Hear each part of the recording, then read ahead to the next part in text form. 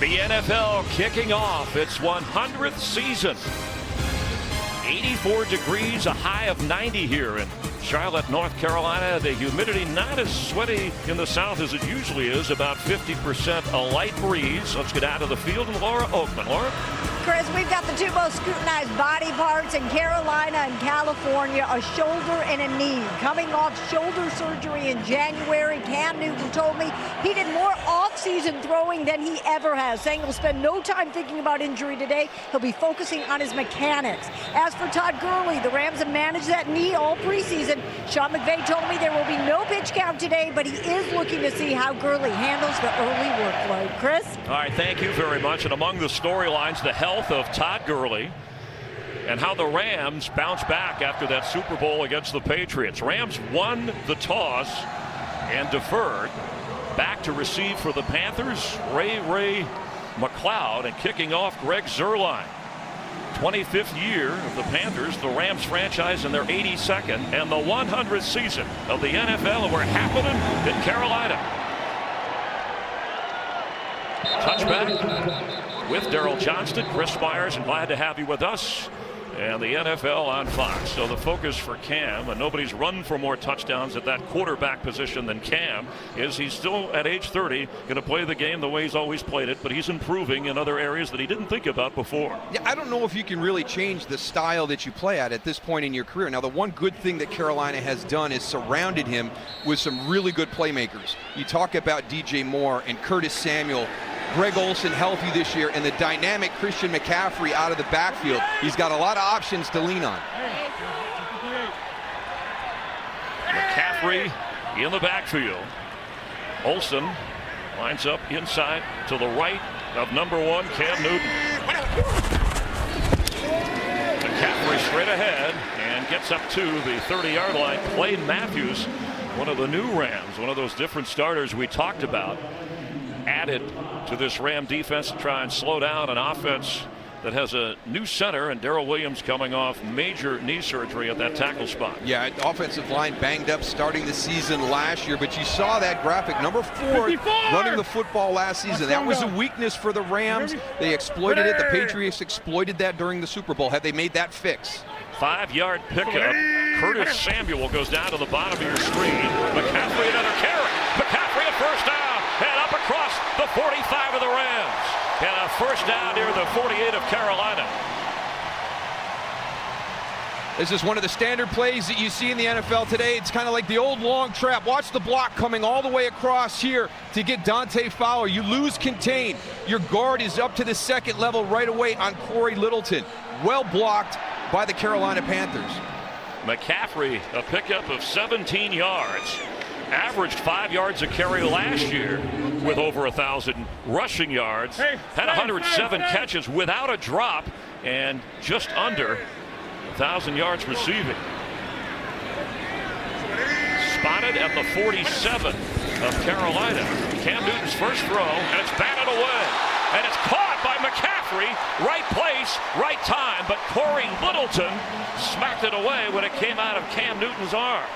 Well, now you know why Christian McCaffrey didn't drop a pass on 107 catches. Even when it's not thrown to him. Holy him. cow. I mean, the reaction time. Watch 22. Oh, we got on to the next play. What a great play. Panthers hurry to the line. Nobody to hand it to. Confusion, and Cam Newton is sacked by Clay Matthews. That little mix-up in the backfield right there. Cam Newton going with the action to his right, but everybody else is going left. And I've seen the fake reverse before. We've never seen the fake handoff there. It appeared Cam Newton was faked out. Matthews already present in this Ram defense with Aaron Donald and Michael Brockers up front.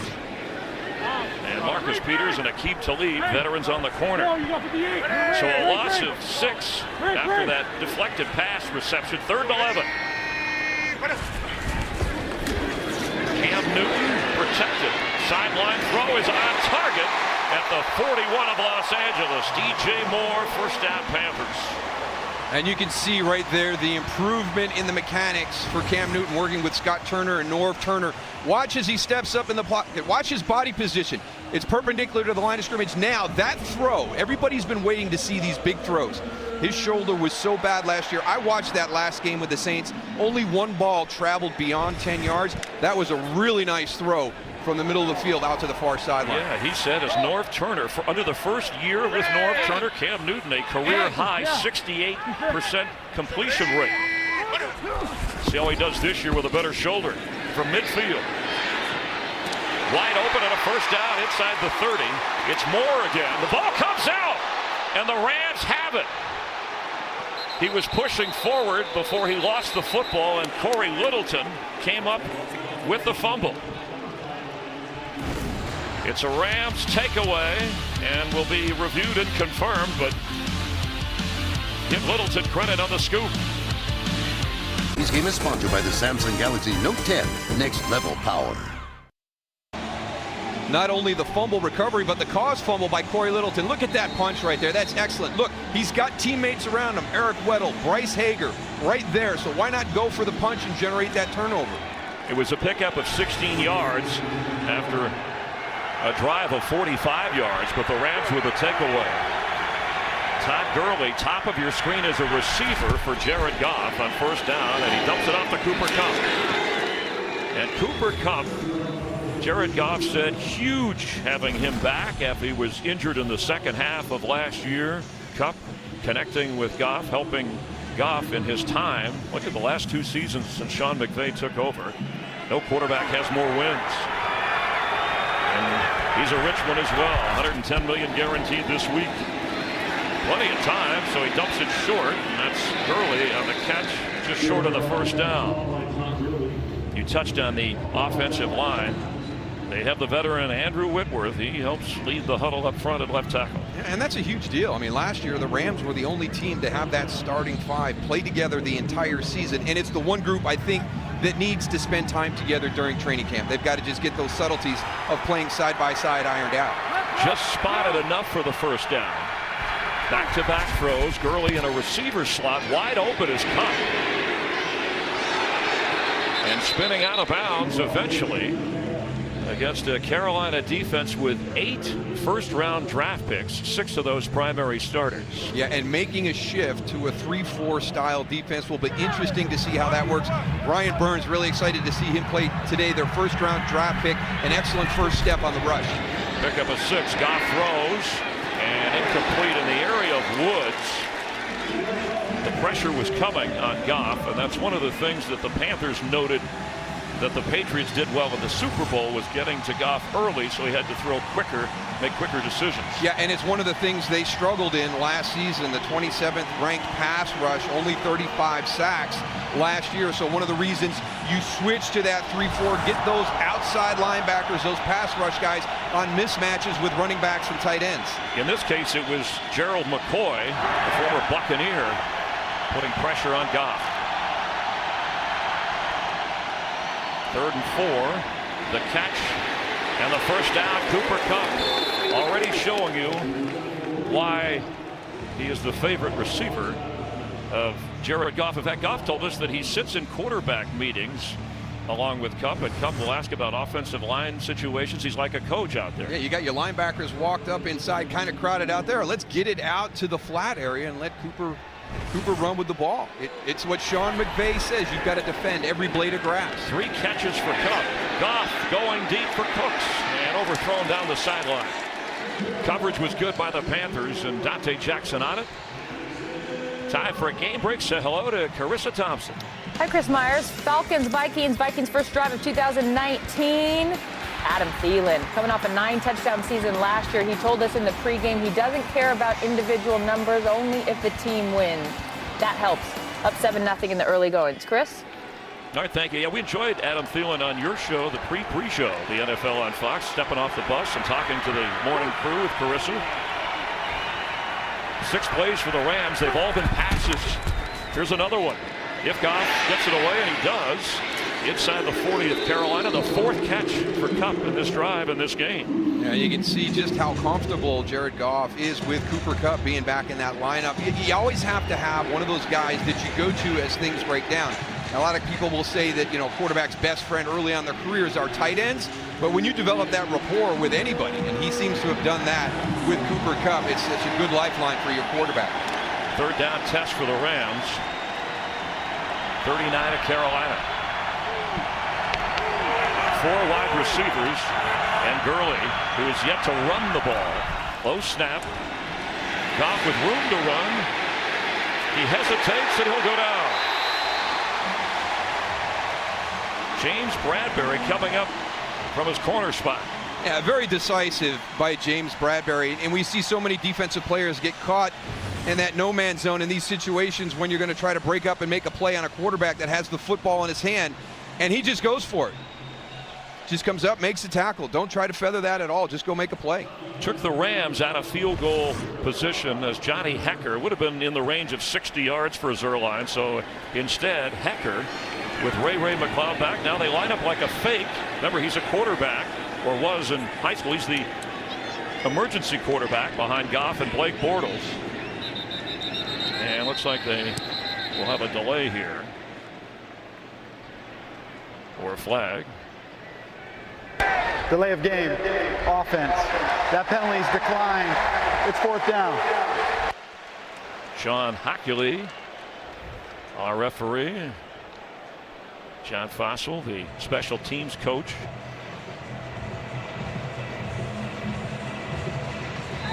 One of the best special teams coaches in the NFL. When you play the Rams, it's all 3 phases because that guy has got some stuff planned for you. They're ready for a fake at any time, and they pulled off a dramatic one that Sean McVay said changed the course of that championship game in New Orleans early when they were inside their own 30, and they converted and turned things around. Hekker, pressure, and out of bounds. The Panthers were in on him. It looked like maybe Brian Burns, the first-round draft pick from Florida State, got to the punter. An early struggle here after a Carolina turnover. Panthers are on offense.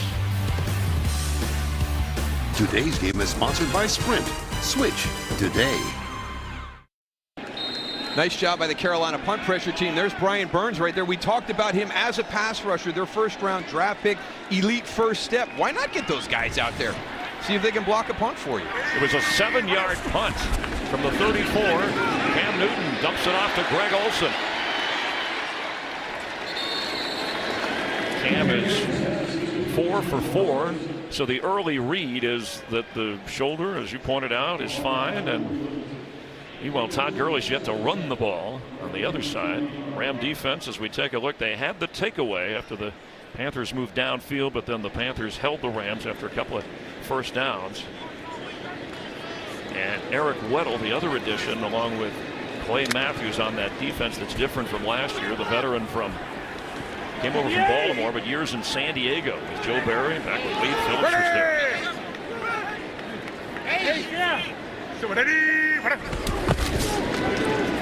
Christian McCaffrey up across the 40.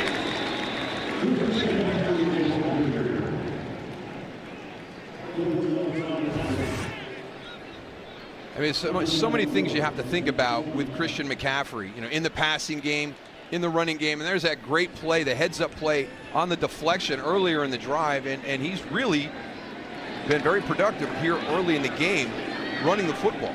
And that's an area I think that Carolina can test the Rams in. McCaffrey to the left in the slot. Cam Newton throws for Curtis Samuel, who slips short of the first down. This is the set between DJ Moore and Curtis Samuel at age 23. Samuel and 22 more, the youngest set of starting receivers in the NFL. And because of that slip, it looks like punting time on 4th and 2. Michael Palardy with JoJo Natson back to receive for the Rams.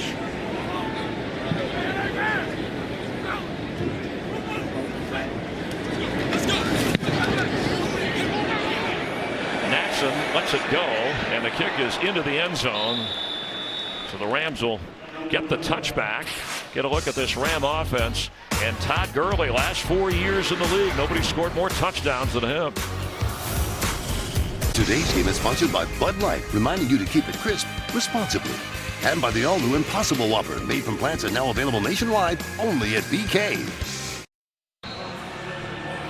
After a 57-yard punt, Rams start at the 20 with Todd Gurley in the backfield. 8 plays for the Rams. None of them have been runs. Gurley has a catch. There's his first carry. And he will not get back to the line of scrimmage as Shaq Thompson got to him first. And then Kuechly. Real good job by Shaq Thompson, seeing that play, diagnosing it, and then just going and getting it from that inside linebacker position. 54 is right there. Watch him clear through everything. Quickly to the line, Darrell, without a huddle. Pass is incomplete for Robert Woods. And the coverage again, Dante Jackson, the second-year player from LSU. Now, Sean McVay, I'm sure, he said it's a different year. We're not, nothing is given to us after what happened last year. But the Patriots did talk to, the Panthers, Darrell, about what the Patriots did. And you wonder if teams are trying to emulate what happened in that Super Bowl. And you can kind of break down throughout this game what they did and maybe what Carolina is trying to do. On 3rd and 10. They drop into coverage. It's a 3-man rush. Goff has time. But nobody to go to.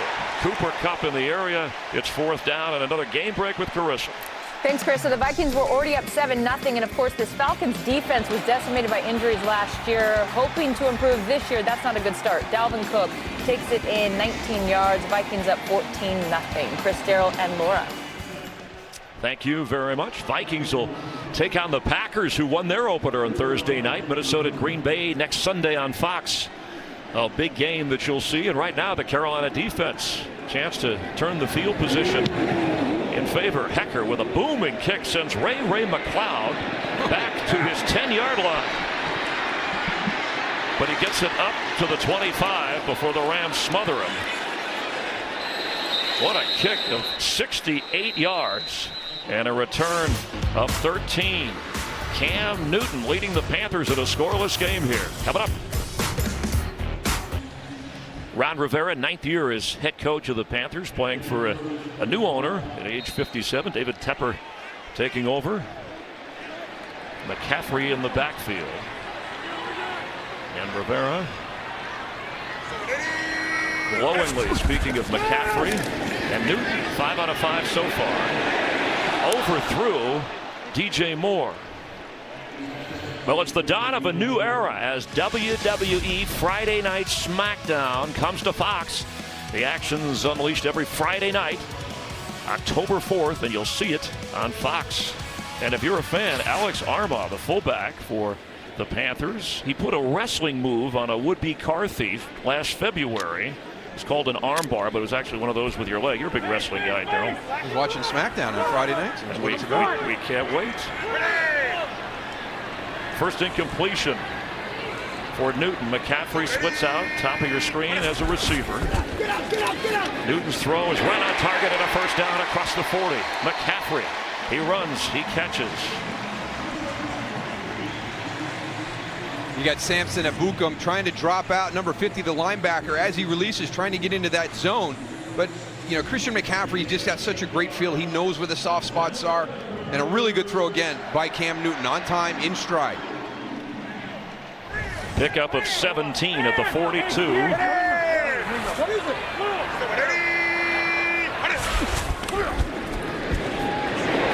Middle of the field, Greg Olsen to the 45 of the Rams.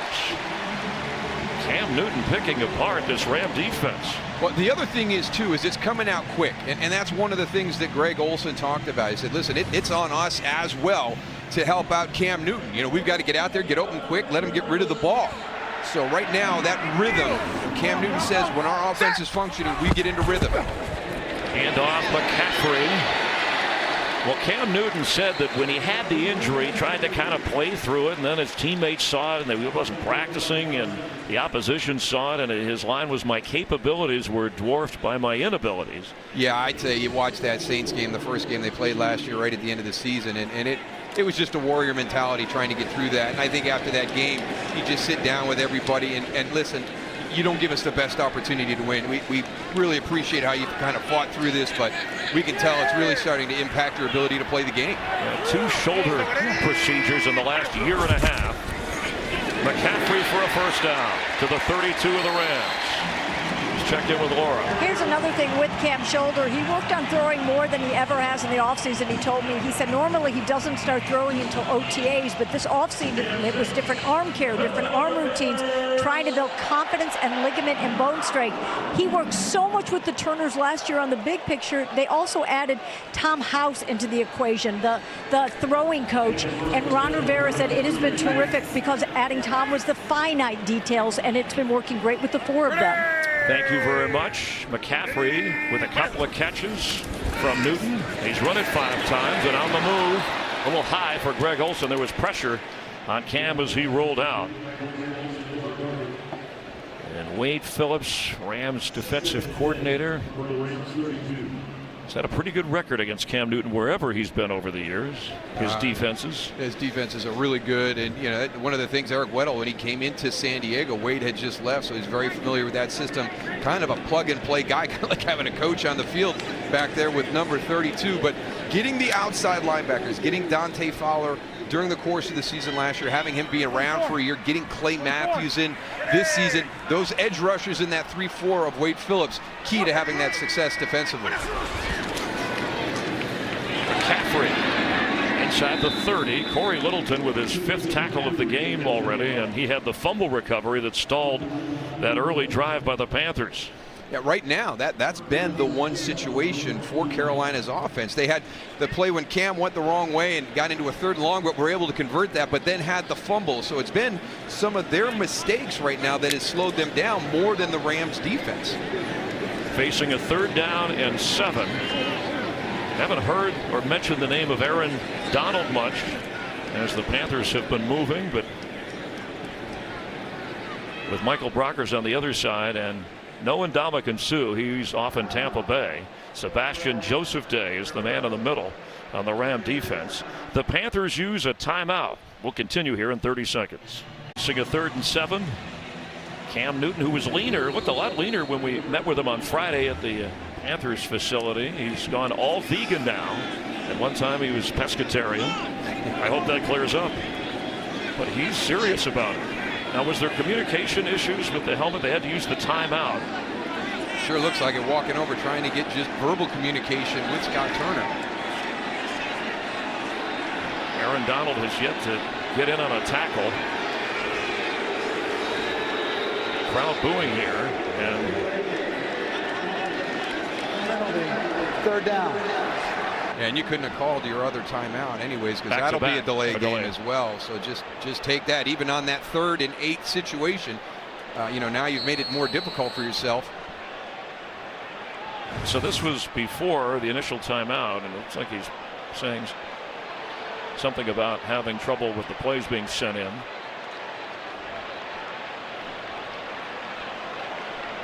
Yeah, and obviously you don't want to just snap the ball. Like you said, you can't use a timeout because turnover here, at least you're in field goal range. 3rd and 12 after all that, and they play it safe with McCaffrey, and the Rams are ready. John Johnson from his safety spot, and this crowd here, sun-baked, sold out, they don't like it. Well, the first drive that they had some positive things going, it was kind of their mistakes that did it, but now it's a little bit of the technology here with some impacts with the communication. And give Wade Phillips and his defense credit. There were some adjustments after they kind of got pushed around. Joey Sly from Virginia Tech, 53-yard try. Now, he hit 3 50-plus yarders during the preseason. First NFL game with Graham Gano on injured reserve. Pilardi is the holder. It's up and off to the right, enough leg, but it doesn't go. That's his first miss, because the only one he had that didn't go in during preseason was blocked by Pittsburgh. A big leg, sometimes it's the accuracy, only 72% at Virginia Tech, so nobody has to worry about Joey Sly's strength. It's just that accuracy component. Rams will take over with excellent field position, their best starting in this opening quarter, which only has 41 seconds remaining, at their own 43-yard line. But it started, the drive stalled with some miscommunication, a timeout with a penalty, and then a missed field goal from long range. A drive of 40 yards that took over 3 minutes produces no points.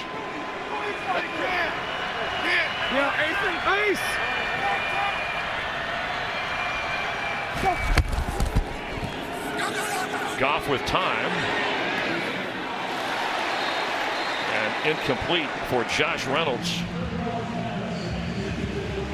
So the Ram offense doesn't exactly look like it's in rhythm. Is that now because the starters didn't play in the preseason? We can lean on that. Is that because that's what everybody will say? The Carolina defense has found something that through the late stages, not the playoffs, but of course the Super Bowl and some later games in the year against Sean McVay's offense. Similar approach last year by Sean McVay in the preseason, and they got to the Super Bowl. So I'm not going to say You'll that. Throw that out. Yeah, okay. I'll throw that out. He's won. Yeah. They had controlled scrimmages. You practice every day. Not an issue. Gurley stopped short by Luke Kuechly of the 45-yard line. Right now, they've just run into a very good Carolina defense. Now, do you see a quick similarity of what the Patriots? I mean, I'm not trying to, but everybody got to see that in the Super Bowl. Well, the biggest thing was the pressure they put on Jared Goff, got him off the spot. Quick snap, looked like a Patriot was on the field at the time with a catch and a broken tackle is Robert Woods before he's thrown to the ground inside the 35. It was a quick snap by design. We've seen Aaron Rodgers do that a lot, and I don't think the Carolina defense, there was either a substitution or somebody trying to get off the field. I don't know if they were ready for that. That's one of the things you have to be ready when you play the Rams, and one of the things that Sean McVay will do will change tempo. By the defense on the play. Offside. Defensive, too many men, 12 on defense at the snap. Both of those penalties are declined. The result of the play is a first down. Now, Ron Rivera, is he arguing that maybe... As long as there was no substitution by the Rams, okay, the Panthers don't have the opportunity to match that. So if they just went up-tempo on them and quick snapped them, then that's on Carolina. Big gain for the Rams in striking distance as the first quarter comes to an end. A defensive struggle on the opening weekend of the NFL's 100th season. With producer Fran Morrison, director Brian Lilly, Daryl Johnston, Chris Myers, Laura Oakman on the field. Glad to have you watching. Start of the second quarter. And the Rams in good position after a missed field goal. A defensive dominated game so far. The pitch to Todd Gurley. Tries to slip a tackle, brought down by Shaq Thompson at the 28 of Carolina.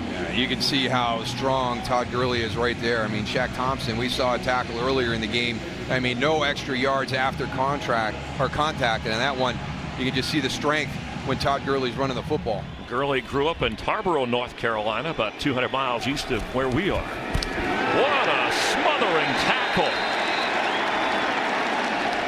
Robert Woods got the handoff from his receiver spot, and the rookie Brian Burns was there to greet him. We've talked about how quick that first step is for the pass rushing, but now you're using your eyes, seeing the play develop, and that's one of the things that's very important when you play the Rams. We've already seen a lot of that motion across formation. They really test you with your eyes and your defensive gap assignments. Well done by Brian Burns. Loss of 4. The 6'5" rookie from Florida State, Bruce Irvin, inactive. Outside linebacker that would be playing had he been healthy, battling a hamstring. Goff wide open and overthrew Robert Woods, and he knew it. Time for a game break at Kurt Menefee. Hey, Kurt. Hello there, Chris, and say hello to Patrick Mahomes' favorite target at least today, Sammy Watkins, the former Ram. Already in this game, 4 catches, 151 yards, and 2 touchdowns. That 68-yarder puts them up 17-7 over Jacksonville, who lost Nick Foles to an injury, by the way. Oh, that's unfortunate. Thank you, Kurt. Chiefs' top-scoring team last year. The Rams were second, averaging 33 a game. This a 49-yard try for Greg Zuerlein.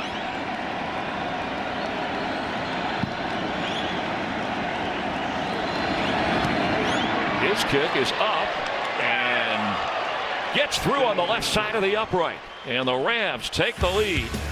on the Zuerlein field goal. Carolina misses one. The Rams come back and nail one to take the lead. Head coach Rod Rivera took over the defensive play calling late last year, and the defense improved, at least numbers-wise, continuing that this year, holding the Rams to 3. There's Ray McCloud, second-year player from Clemson. They grabbed him off the Buffalo Bills practice squad, and he gets up across the 20 near the 25-yard line. People affected by Hurricane Dorian, if you need help, and many do, you can help right now and support those impacted by the hurricane. Text Dorian, D-O-R-I-N, to 90999 and give just $10 even to American Red Cross Hurricane Dorian Relief. Give what you can. It's appreciated. Yeah, thoughts and prayers with the people down in the Bahamas, just devastated. We got fortunate here in the United States, but a lot of guys, the search and rescue guys, were at our hotel during the course of the weekend that were called in from California, Utah, and Texas, just in case Dorian came back ashore after it had strengthened. They were on standby and ready to go. That's how it's gone for this Carolina offense so far. Each possession, McCaffrey reliable, grabs a few more yards, but a flag comes out. Only had one penalty so far. That's been accepted. Holding, offense number 82, 10-yard penalty, replay, first down. Sean Hockley calls it on the reserve tight end Chris Manhertz.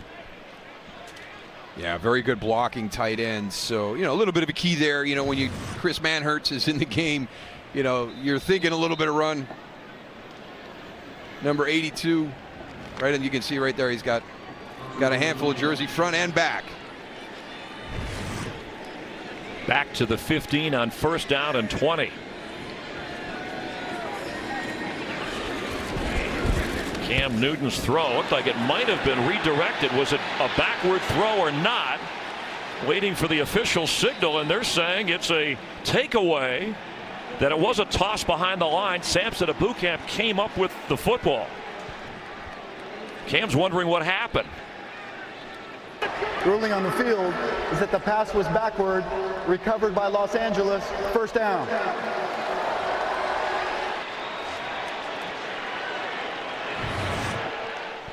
Let's see where the launch point is for Cam Newton. So he's right at the 9-yard line. Yeah, that's back. That seems to be a backward pass. And Ebukam is the one who got the deflection, and it looked like he was there to recover the football. He had his arm up, and this definitely looks backward, especially after the deflection. And obviously being reviewed and confirmed, but to the officials on the field, their credit, they did not call it an incomplete pass. They waited until there was a clear recovery, which obviously you need to have when you're going to review it. Yeah, it's a two-part thing where it is, you've got to have that clear recovery if it is a fumble. We have our rules analyst, Dean Blandino, back at the Fox Network Center in Los Angeles. Dean, your view of this? Yeah, so it was ruled a backward pass recovered by the defense. So this is an automatic review because we have a turnover. It's the point of first release, so where Cam releases the pass, and then the pass is actually tipped by the defender. So where is it first touched in relation to where it's first released? It does look backward or at least parallel. So again, we're looking for a shot down the line. And if it is backward or parallel, then the call on the field will stand. And yeah, the idea that it was ruled on the field one way, if there's nothing clear and obvious, Dean, and they just said it stands, they're going to stay with it. Absolutely. It has to be clear and obvious to change. And based on the looks we had, you could see that it most likely was a backward pass. And that's why they let the pass. All right, thank you. As Malcolm Brown is in the game, injured through much of last year for the Rams, as he carries with Todd Gurley taking a breather. Second takeaway for the Rams from the 5-yard line, second and goal. Brown again powers down to the goal line. Touchdown Rams! A second takeaway by the Rams, and both, this one generating points and the other one preventing points as Carolina was moving into the red zone. So two huge takeaways by the Rams defense. Now this will be looked at because it was close, but the officials on both ends of the goal of the end zone called it a touchdown, and I don't see any reason why that would change. No, the hand was down, but it didn't look like the knee was down before he broke the plane of the goal. A backward pass recovered by the Rams, and then back-to-back runs to Malcolm Brown, the fourth-year running back from Texas, who had that clavicle injury last year. He was Gurley's primary backup before he got hurt, and then C.J. Anderson came in last year on the run to the Super Bowl. But the Rams have faith in Brown as a first and second down back, and obviously a guy who can carry it when they get around the goal line. What do you make of that? Gurley starts the game, they try him at receiver, carries a few times, and then they go to Brown at the goal line. Well, I don't know if it's a plan for the year. A lot of the talk is, we want Todd Gurley healthy late in the year. Finishing up the regular season, going into the playoffs. Do you adjust his playing time, from the beginning of the season to make sure there's not a lot of wear and tear on him? That may be the idea as Gurley looks on, that chronic knee ailment. He said he felt fine in practice this week. Touchdown confirmed. Rams to add to their lead. Zuerlein, who had the field goal earlier, takes care of the extra point. After a scoreless opening quarter, Rams with their second takeaway. And then Malcolm Brown into the end zone, and it's 10-0 Rams here in Charlotte in the second quarter. Rams in the shade here in Charlotte. A high of 90 today, and there's Malcolm Brown, his second career rushing touchdown, his fourth overall. And Todd Gurley, who the last 4 years has run for more yards and touchdowns than anybody else, as McLeod takes it on a bounce for the Panthers and shows some speed getting up across the 32-yard line. Well, enjoying this game. It was a little bit of a slow start for that Ram offense, but they came through. And the Todd Gurley situation is one. I know a lot of fantasy people are wondering about that too.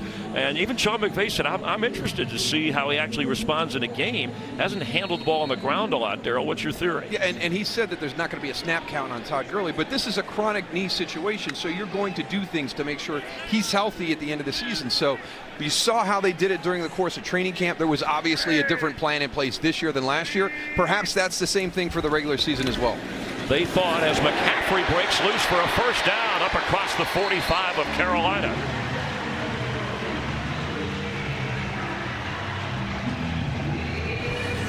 He is extremely dynamic out of the backfield. I mean, just the quick feet, the bounce. I mean, reads real well. It never seems to slow down. You see great pass rushers. They always seem to be moving forward. Great runners never seem to lose that pace moving forward as well. Pick up at 13, already 50 yards.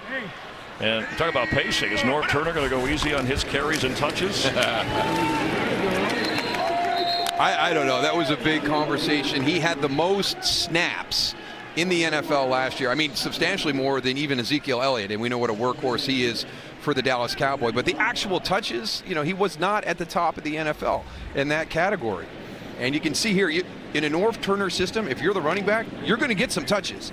And you can see those numbers. He's got 4 guys over 400 touches, during the course of that season. So I wouldn't be surprised to see McCaffrey's touches go up. Their big concern is, can we get the number of snaps down? And he wasn't concerned when we talked to McCaffrey. I'll take them all. And there is Cam being sacked inside the 35. Dante Fowler.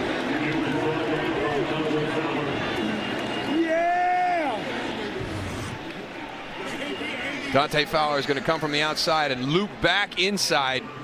And a nice job by the tackle. Actually gets a little bit of Greg Van Roten and kind of keeps him from sliding back inside. So if you got a game coming, you got to get your arms free and shuffle back inside. And a bow of respect. Cam Newton has yet to run himself. The Rams said they'd try to use a spy or a mirror, have different players watch him. Second sack of the game, a loss of 10. Cam Newton's throw wide open underneath. McCaffrey back to the line of scrimmage originally. It'll bring up a fourth down. The Rams gave him the cushion because they had to get all the way to the Ram 45 for a first down. Yeah, I mean, that's a very long, tough third down situation. That's one of the areas that Norv Turner was very complimentary of Cam Newton. He's embraced that check down thing. He's not always trying to get that huge play. He understands the complexity of what the situation is throughout the whole game. Let's punt. you know, it's not a bad idea to punt in this situation. Let's see if we can back the Rams up. So don't make that critical mistake. Take the check down. Give it to Christian McCaffrey. See what he can do. A little confusion by Carolina, trying to get players sorted out for the special teams. Here comes the crowd. They're getting on them again. Yeah, well, these are things that Ron Rivera is not going to be happy about. These are situations where your players should know who's on the field and who's not on the field. Chris Manhertz, again, he had the holding penalty. Now he's not on the field. That was actually one of his teammates actually jumping up and getting him covered. Christian Miller going out to fill in for him. But a couple of sloppy mistakes here by Carolina through the first half, both offense and special teams. Makes Michael Palardy's punt. Good pressure, but he got it away. Natson maybe should have let that drop, as he's dropped at the 6-yard line. Latrell Jamerson got there in a hurry, and there's a flag at the 11.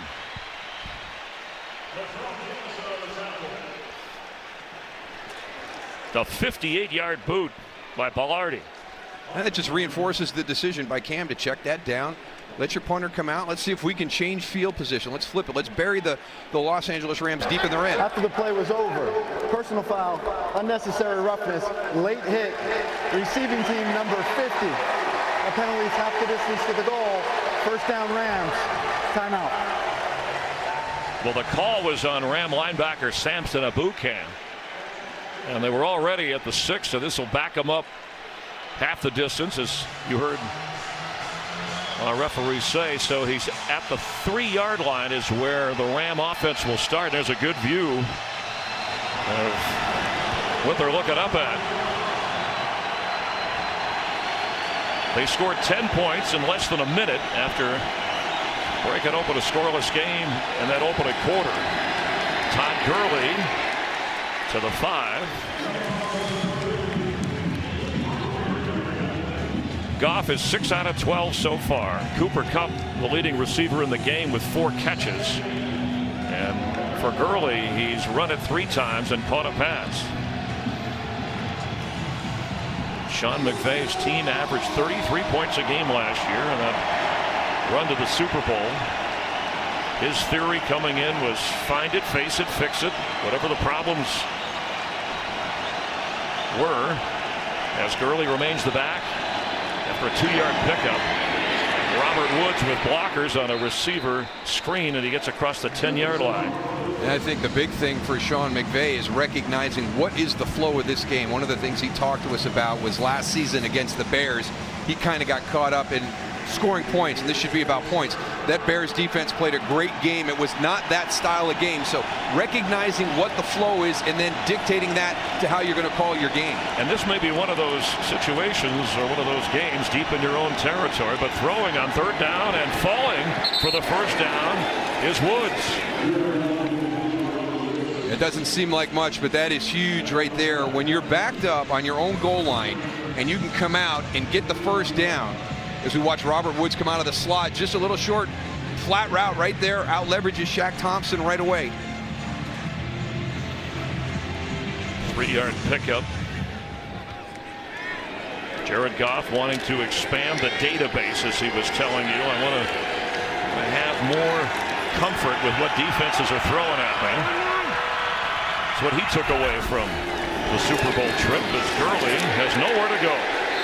And that will come just with time for Jared Goff, and everybody's trying to figure out, you know, what the Patriots did and how do you slow down that offense the way that they did that day. And he was very upfront with it. You know, I've got to go through those experiences and catalog them. I had a conversation with Peyton Manning one time. He remembers every single play of his career to this day. And Goff to throw. Dumps it off to Woods. 3 Panthers, but he gets up to the 21-yard line, and it'll bring up 3rd down after they had a 2-yard loss. Jared Goff at the age of 24, and like in the Super Bowl, taking a lot of hits, takes one here. Gonna get rid of the football. Yeah, he's standing in there tough. He knows that pressure is starting to come on him right away. Protection is breaking down, and he stands in there and makes the throw. And that new contract, Sean McVay said, look, he's helped me too. When I first got here, I liked his mental toughness. A guy who thinks inward, doesn't blame anybody for anything else, just tries to get better. And he has each year that he's played in this league.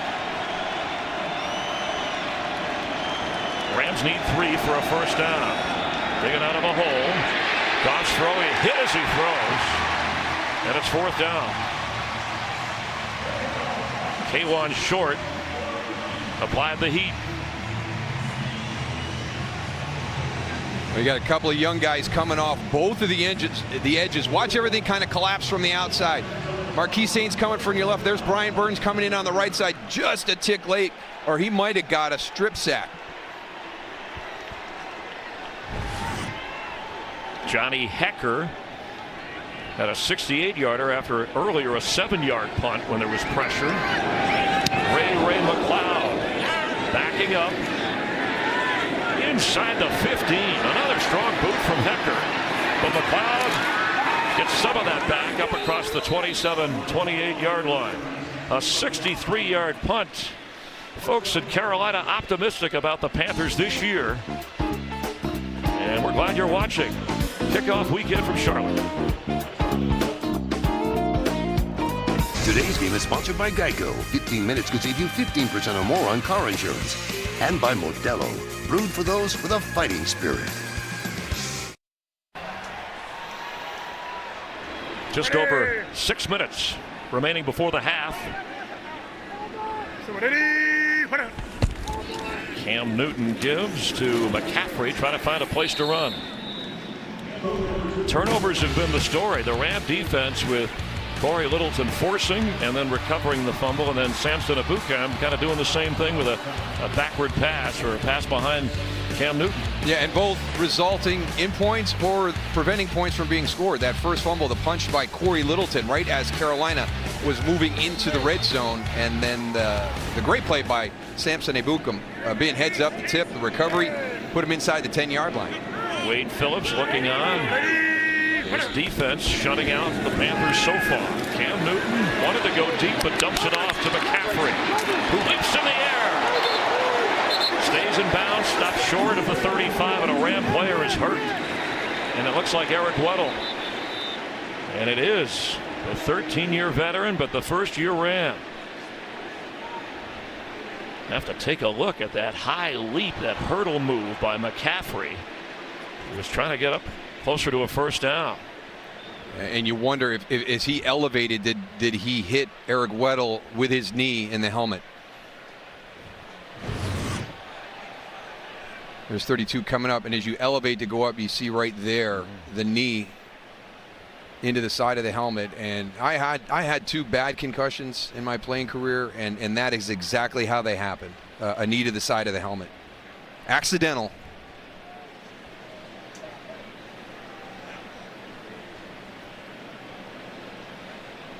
Yeah, that was a jarring move. You could see the head snap back with the neck area of Weddle. The high leap by McCaffrey.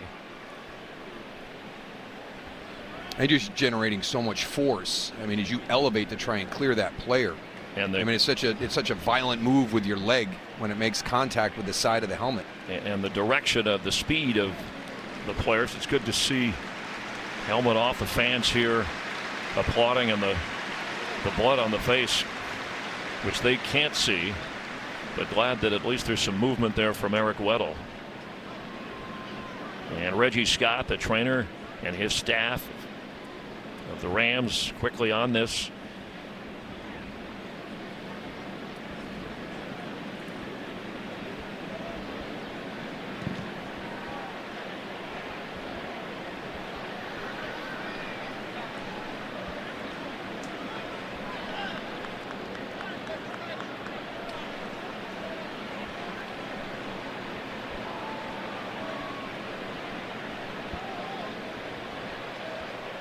And you just wonder, Christian McCaffrey, this is just one of those plays that's part of the game, and it is the guy who was involved in that play. You see somebody who you respect. I mean, Eric Weddle is one of the best safeties in the NFL. And you're just hoping, and you start to, now you see the blood on the face, you see the blood on the jersey. And being tended to. Weddle, who takes in the defensive signals from Wade Phillips for this Ram defense. It was Corey Littleton who did it last year. And they're bringing the cart out to take Eric Weddle back in, I'm sure, for x-rays and further evaluation. As we hope for the best here, that's good that he's up and moving. Let's check in for a game break. Thanks, Chris. So Ravens up 28-3 in Miami. Lamar Jackson buys time, finds rookie wide receiver Miles Boykin for this 5-yard score. Lamar is 9 for 9 with 204 yards and 4 touchdowns in the first half. Ravens rolling 35-3. Chris? All right, thank you very much. All the scores and updates on this opening NFL Sunday. And we saw a smile and a hand reach out from Eric Weddle to one of his teammates as he was taken away on the cart to the Ram locker room. So Marquis Christian, fourth-year player who has been with the Rams and in this defensive system the last couple of years, steps in. He's wearing number 26 back there with John Johnson at the safety spots. Rams do have Taylor Rapp as a safety who they drafted. They use him in their extra DB situations. 3rd down and 4. We'll get an update from Laura on Weddle when we can. Cam Newton's throw, and hits Littleton in the back. He's trying to go to Greg Olsen. There's some John going on there. And it's 4th down. Trying to fit that in is Greg Olsen breaks across Corey Littleton, but just a little bit behind.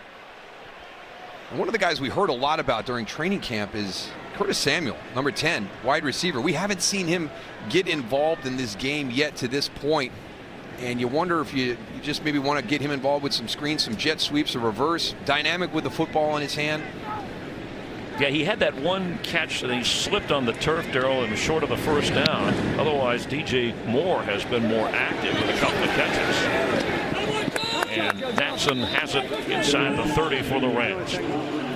You know, throughout this 100th NFL season, each club will host a 3-day Fantennial weekend. Panthers did it this weekend, celebrating North and South Carolina high schools that have had NFL players. They did this on Friday, and then yesterday to host a festival outside the stadium for fans and alumni of the Panthers, and continuing through the morning with Panther legends participating in pregame activities.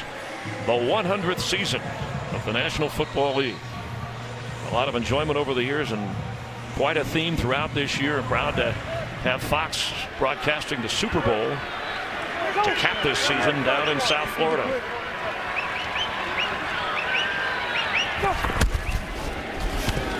Straight ahead is Malcolm Brown. Falls across the 30. He has the Ram touchdown. Jared Goff checking the numbers. 4 catches for Woods. Remember, Cooper Kupp started out as the go-to guy. He also has 4 grabs. But not a lot from Todd Gurley. No. And we'd mentioned flow of the game. Yet the matchup right now you think that Sean McVay really likes is his passing game against the secondary, against the pass defense of the Carolina Panthers. That's a very formidable front 7 that they have there. So maybe the run game was not high on the priority list today. Delay handoff. Brown fighting hard to get a 1st down. And a lot more as he got up across the 46-47 yard line of the Rams before Trey Boston brought him down. Nice patience by Malcolm Brown on this run. Doesn't look like there's a whole lot there at the beginning. Very convoluted up front. Quick snap. They went to the line without a huddle, and Brown carries again. It's a little bit of, we're seeing Goff do a little bit of that. I don't know if he's trying to catch, as he did before, the Carolina defense off, or if it's just a rhythm thing. They test your defense, the communication. If they feel like you're slow and not getting up to the line of scrimmage efficiently, all of a sudden you'll see Sean McVay and that offense just kind of get into an up-tempo style, try and catch you out of position without your communication across the front. Malcolm Brown remains the back.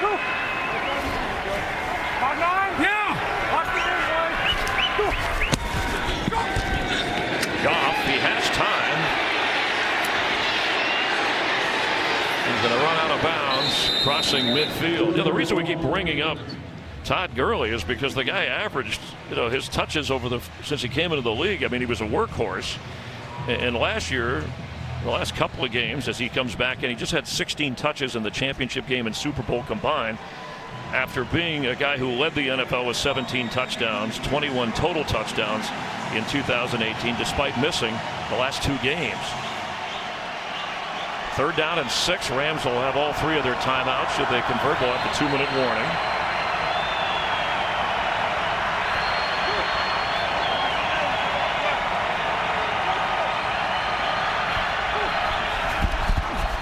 Three-man rush.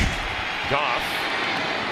Juggling catch. Did he hold on? And it looks like he did. That's Gerald Everett, backup tight end, and that's enough for a 1st down.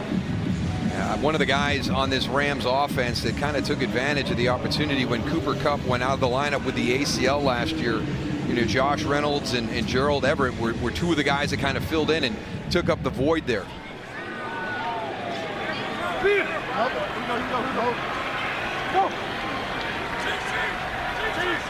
Goff lets it go to the 2-minute warning.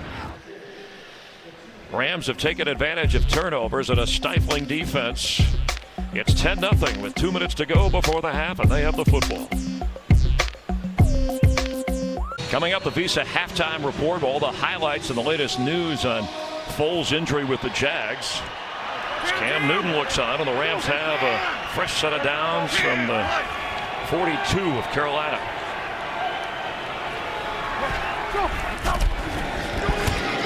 Goff incomplete. Pressure on. Cooper Kupp was short. Also had a receiver deep. But Shaq Thompson got to him. He's the leading tackler for the Panthers. He has 7 tackles so far. Yeah. And then now this time putting him out on the edge in pass protection. Nice job by Todd Gurley. That's one of the things when you get into some of these 3-4 fronts, or you get that athletic linebacker on the outside in a one-on-one matchup with your running back. Todd Gurley does a nice job. Rams have only 3 active running backs in this game. Gurley, Brown, and the rookie Darrell Henderson, their draft pick, 3rd rounder. 2nd down, 10. Goff underneath. Kupp at the 38-39 of Carolina. Need to get down to the 32 for a 1st down. And with Greg Zuerlein, who they call Greg the Leg, nickname, might just try to give him a shot. He's already hit 1 today from 49 yards.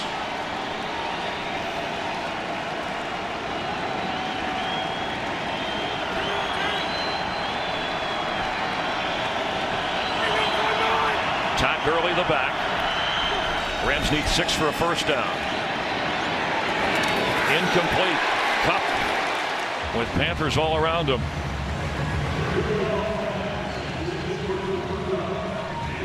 Yeah, he is really kind of zoning in on Cooper Kupp a little bit. There was an option. I thought Todd Gurley out to his left on a little flare swing pass was a better option in that situation. You had 3 Carolina defenders around Cooper Kupp on that throw.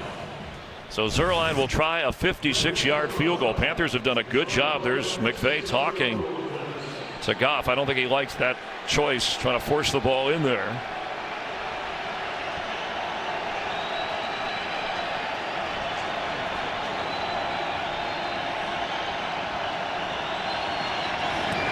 It's up there. It's out there. It's through there from 56. He had 4 50-yarders last season. Has a 49 and 56-yarder today. Boy, what a valuable asset to have a reliable kicker when the offense stalls. Yeah, maybe the 2 most important players here in the 1st half for the Rams is Johnny Hekker and Greg Zuerlein. And Johnny Hekker has just been booming the ball, you know, backing up that Carolina offense when you think you maybe get some good field position. And yeah, you have a little bit of a stall on a drive and you can roll out a kicker that's that good from 50 plus. And Darrell, the only scoring opportunity the Panthers had, other than fumbling a football, was a 53-yard field goal that had enough leg but went wide right.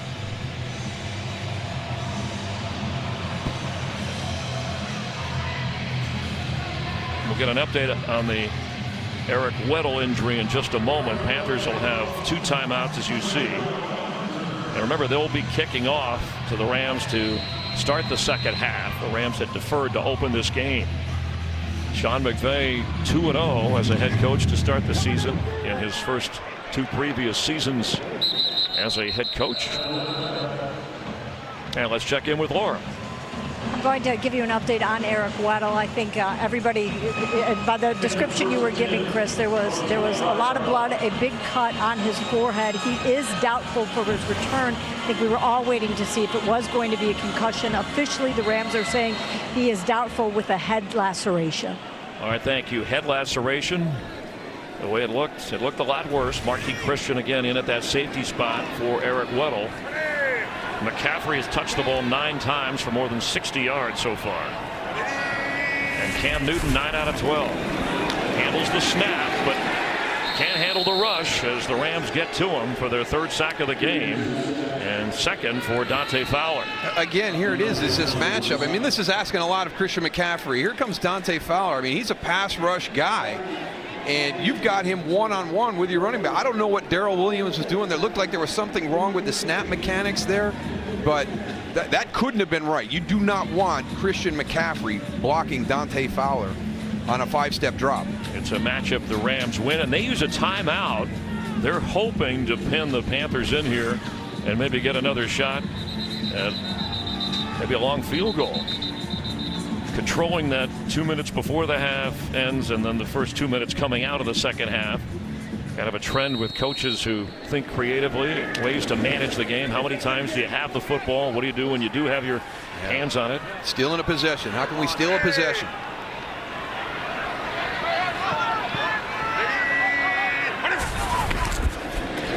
Straight ahead, McCaffrey to the 30. Another timeout by the Rams. They'll have 1 remaining, and it'll be 3rd down. Need to get to the 35. Do the Panthers for a first down. Let's check in with Kurt Menefee back in Los Angeles. Coming up on the Visa halftime, it may be the first Sunday, but we're going to call it opening night as Le'Veon Bell and the Jets take center stage against the Bills, and OBJ takes the spotlight in Cleveland. Get your tickets ready for the Visa halftime. It's next. Thank you, Kurt. Look forward to that as always. Cam Newton, who had a little bit of a foot injury, but nothing serious in the preseason. Didn't play a whole lot, 11 snaps. In his career, he's missed just 5 games over 8 years, now at age 30. Set his shoulder. It's better than ever. On a 3rd down, wide open. DJ Moore with a first down. And those Ram timeouts now give the Panthers a different way of thinking. Yeah, and maybe just a little bit of confusion there as well, because you had Jarius right in the same vicinity. So Carolina has been their own worst enemy here in the first half. It's really been their mistakes that have gotten them to the point where they're down 13-0. They've played well, but it's the little things, the attention to detail. The Panthers use the timeout this time. You see, they have 1 remaining, as do the Rams. They accurately put 37 seconds back on the clock. Now, we know that their young kicker missed from 53, Joey Sly, with Gano injured, but at the end of the half, you try whatever he has. Their place kicker does have a strong leg. 59-yarder in the preseason against Pittsburgh, and he says he's been good from 70. Cam Newton underneath, and a nice catch coming back to the football. Looked like he went out of bounds, but they're signaling as if he stayed in bounds. That's DJ Moore. That's big because the Panthers just have that 1 timeout. Under 20. Quick throw, middle of the field. They got Hawks going to run Olsen unless they use the timeout, and they do.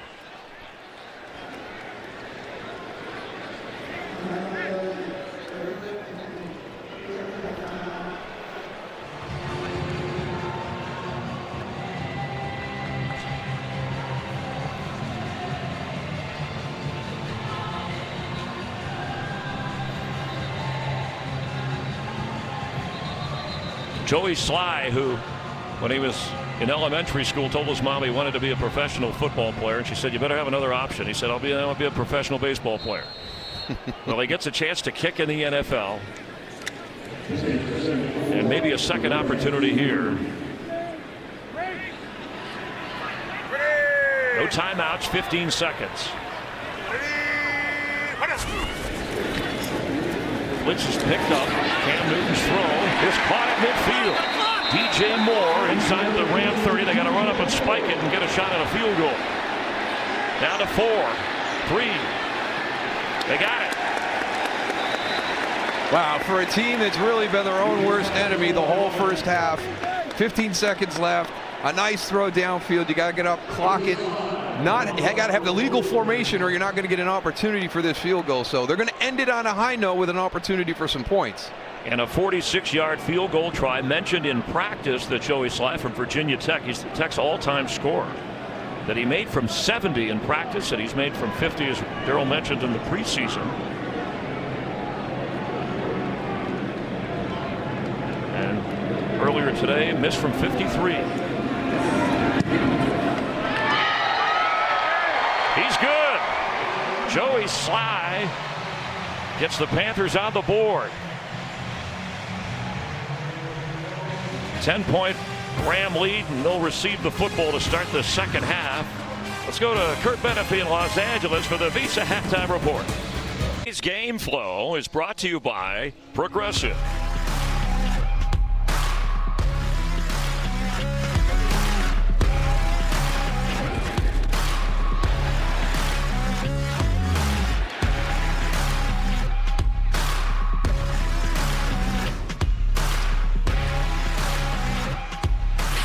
Well, here in Charlotte, blue skies, warm temperatures, and the Panthers ready to kick off to the Rams to start the second half. Rams leading at 13-3. Along with Daryl Johnston, Chris Myers, nice to have you watching. Hope you're enjoying 100 seasons of the NFL and kickoff weekend. Well, the defending Super Bowl NFC champions, the Rams, I should say, slight favorites in this game. The Panthers are hanging with them despite making quite a few mistakes. Well, maybe not just hanging with them, kind of outplayed them there in the first half, but it was just too many mistakes by the Carolina Panthers. Aaron Donald doesn't have a tackle. He hasn't done nothing in the first half. Christian McCaffrey, 11 carries for 65 yards. He's averaging almost 6 yards a carry. So there's some good things out there. The 2 turnovers that cost them points and led to points for the Rams. So the Rams very opportunistic in the first half, but can't be happy with the way they played. What's your read on Cam Newton? I think he's healthy. Like everybody said, there was a couple of throws. That first series, the throw from the middle of the field all the way out to the sideline on the comeback, that's a difficult throw. It was thrown on time. It had good velocity on it.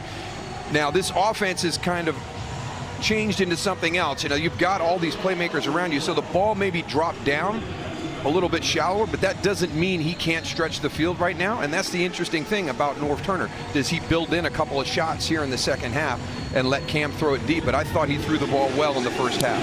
Joey Slye, who made the field goal, drives this through the end zone out to the 25-yard line come the Rams, and we check in with Laura.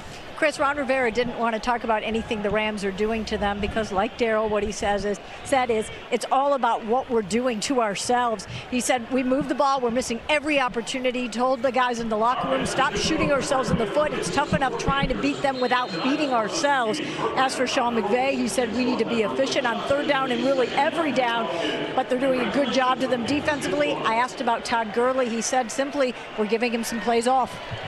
Third down, Rams are 4 out of 9. Gurley has 5 rushes for 8 yards. Malcolm Brown, the only touchdown in this game. Backup running back. Goff, and a catch made, and a good catch, dragging Brandon Cooks near midfield.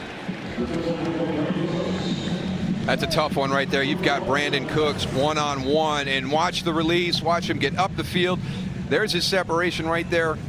You can see Dante Jackson is trailing that entire time. Good throw by Jared Goff to start the second half. First catch of the game for Brandon Cooks. Cooper Kupp has 5 grabs, 4 for Robert Woods. A gain of 24 yards. Hey, King. Go 5'9"? Yep. Goff, quick throw.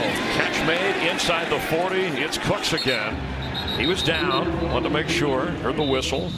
Well, the rhythm of Goff and what they've come out with here. Looks like him and McVay have worked on something against the pass rush and the pressure up front of Carolina.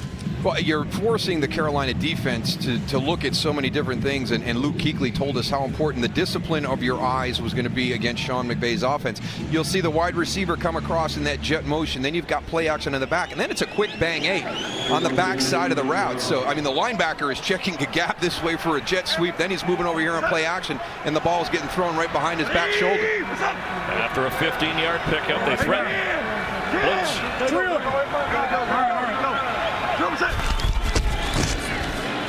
Todd Gurley with room to run.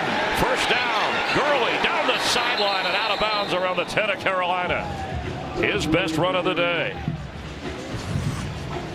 Nice job by the offensive line up front. We talked about some of those new guys up there. They're doing a nice job, right? Because we have not called their name. Brian Allen and Joseph Noteboom. If you don't get your name called as an offensive lineman, you're having a good day. 25-yard scamper spotted at the 11. Goff. And he'll get rid of it. The Panthers had that covered. Shaq Thompson was putting the heat on, so Goff had to get rid of it. Goff said that he said 90% of the time, he made this sound very ordinary, that you get 2 plays sent in and he has to pick one of them. Is it that simple? Well, then he's also got everything at his disposal at the line of scrimmage. He'll come in with a check with me situation, but he's progressed to the point now, and I think that Sean McVay trusts him enough to give him a lot more liberty at the line of scrimmage to just change the play. You can see right here, I would think that this would be one of those situations. Todd Gurley has it. There's a flag late as he gets inside the 5. And it looked like the ball came out, that Kuechly may have forced a fumble there. Havenstein got on it for the Rams. Holding. Offense, number 81. 10-yard penalty. Replay, second down. Gerald Everett called for the infraction, but let's double check at the end of that play where if the ball came out. Rams were lucky to get it back, otherwise the Panthers take away. Todd Gurley, as he finishes his run, does he... It looks like it was out before he went down. It looked like it came out early. It's a good job by Rob Havenstein getting on that football. Second down 20. Yeah, there it is. It's out. He's upright and it's out. Gurley remains the back, had the 25-yard run to get him in position, but then lost the handle. The Rams recover. Quick pass. And Robert Woods working his way down inside the 10-yard line. A real good quick slip screen. Watch your offensive line. They're not even going to block anybody. They're just going to slip them, right? Slip them up the field, get out. Look at all those blockers on the outside. You've got your wide receivers, Cooper Kupp and Brandon Cooks out there trying to block. You got your offensive line coming across with Joseph Noteboom, Brian Allen. Woods, the leading receiver in catches, yards, and tied for the touchdown lead last year. 3rd and 8. Goff has time. Floats it to the corner, and it's incomplete. Actually never reached the corner of the end zone. And Greg Zuerlein, who's made from 49 and 56, will get another shot. Good defense by the Carolina Panthers here, and it's so hard in the red zone because everything is condensed down. It's a nice job. James Bradbury, really good job right there. Trey Boston on the back end. But again, there's Todd Gurley on the, and now you lose Gerald Everett towards the back corner. But that's what happens. That quarterback's eyes are focused on the opposite side of the field. We see it, and you're like, how did you miss that? Well, I had 3 guys chasing me, and I was running. I was looking to the right side of the field. 27-yard try for Zuerlein. And a piece of cake. You know, his 59-yarder or 56-yarder earlier, he's made 11 field goals over 50 yards. He's hit 3 field goals today, and the Rams lead. Curtis Samuel, his second catch of the game, and it was Ron Rivera who told us he's improved and worked so hard through the offseason. He bought his own jugs machine, where it throws the football out, you catch it. But he had never heard of a player doing that before on his own. Showed up big there after the Ram timeout. McCaffrey brought down right at the 42 of the Rams by John Johnson. Up from that safety spot again, now playing alongside Marquis Christian. We'll get a further update on the injury to Eric Weddle, who went out in the second quarter after a collision with McCaffrey.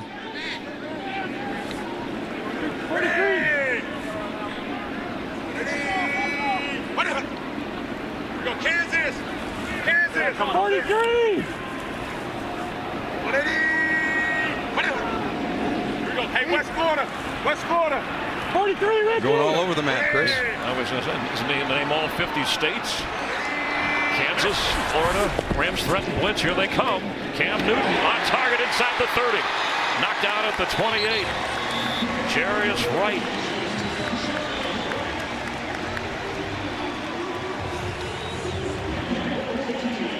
Cam Newton afforded the time. Good pickup by Christian McCaffrey on the blitz inside. Finds Jarius Wright down the field. Inside down to the 22, the quick snap, McCaffrey. Again, coming out of that slot position. Good feel by Jarius Wright right there. In between the corner, the linebacker off to the side enough so the linebacker can't get in the throwing lane. A lot of time and changing at the line of scrimmage. Another catch. DJ Moore down to the 8 of the Rams. Cam Newton is now 16 out of 21. Laura? Quick update on Eric Weddle. I know we were hopeful that it was the head laceration when he was last called doubtful. Now he has been ruled out, being evaluated for a concussion. And you wonder if they're working on Marquis Christian, who's come in at the safety spot, or if it's just a rhythm that Cam has found against Wade Phillips' defense. Well, you have to honor the run game with Christian McCaffrey so much. Those linebackers have to step up, so you're getting some good throwing lanes created because of the success of the run game by the Panthers. Panthers' best scoring chance in this game.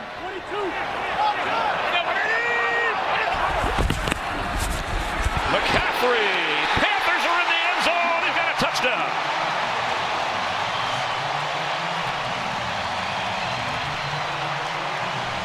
Christian McCaffrey with a direct snap. Looked like he was going to fake to Cam Newton and took it in. A lot of things for the Rams defense to look at on that play. You've got your trips formation in a bunch out to the right.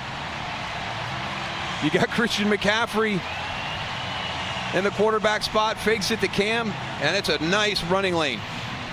Get the defense thinking about different things, and they can't react as quickly. You just said it, worrying about the run with McCaffrey. Cam throws, and then McCaffrey runs it in. 8 plays, 60 yards.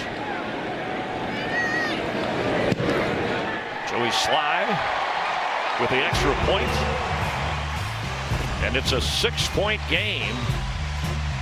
Direct to Christian McCaffrey, who takes it in for the Carolina touchdown. Game is sponsored by the all-new Impossible Whopper, made from plants and now available nationwide only at BK. And by AT&T. More for your thing. That's our thing. Well, the first thing you got to do down on the goal line, you got to block Aaron Donald. So Trey Turner and Taylor Moton get that done. But watch Matt Paredes here, does a great job on the block. And then Corey Littleton comes into this gap, and it's a walk-in for Christian McCaffrey. Panthers get their first touchdown. Trailed by 6. And another deep kick by Sly out to the 25-yard line. And a little bit of history on this 100th NFL season between these two teams.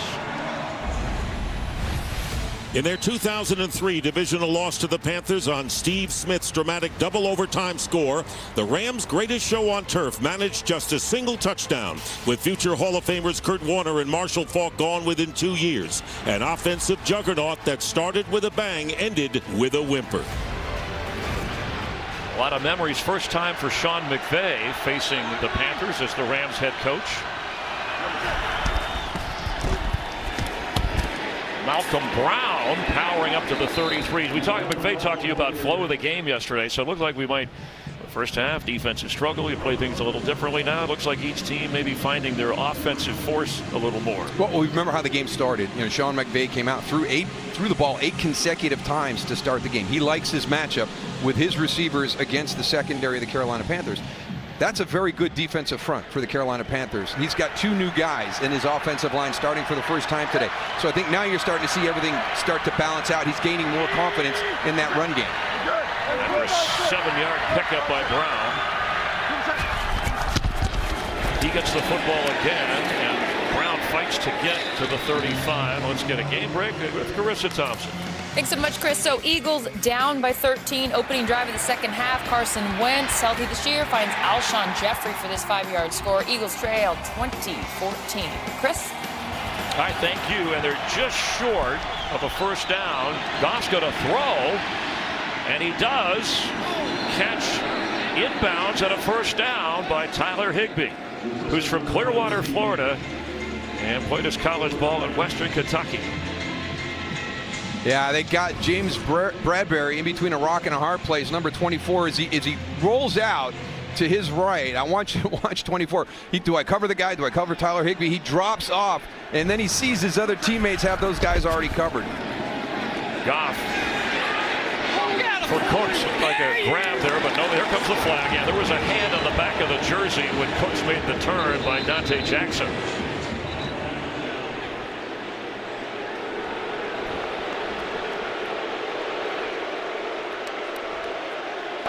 Pass interference. Defense number 26. The ball will be placed at the spot of the foul. First down, Los Angeles. 18-yard pickup on the penalty, and if the Panthers don't like it, this is one you can now challenge. Well, Dante Jackson does everything right. Right here, you know, he gets beat, and then just don't grab. I mean, I know it's hard. You're out there and you're trying to do everything, but once that shirt comes out, you got a handful of jersey, they're going to throw the flag. So I wouldn't think a challenge would be wise at that point. And Ron Rivera agrees. Crowd doesn't like it.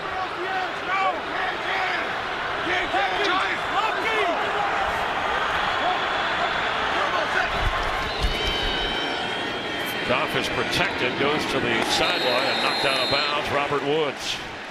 Dante Jackson delivered an angry response after that penalty.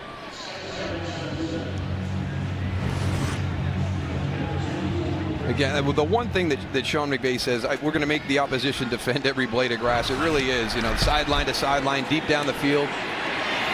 Middle of the field, short of the first down. Ball came out at the end, and the Panthers have it. The catch. Now they're going to rule. Javon Elliott has it, Javon Elliott, but the officials are ruling he never had possession of the football.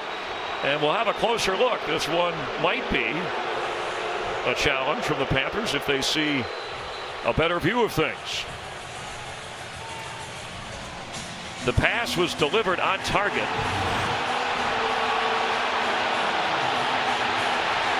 And here comes the challenge flag from Ron Rivera. On the field, it was ruled incomplete. And here, if the officials do review it and call it a catch and a fumble, the Panthers clearly have recovered. The ruling on the field of an incomplete pass is being challenged by Carolina. Timeout.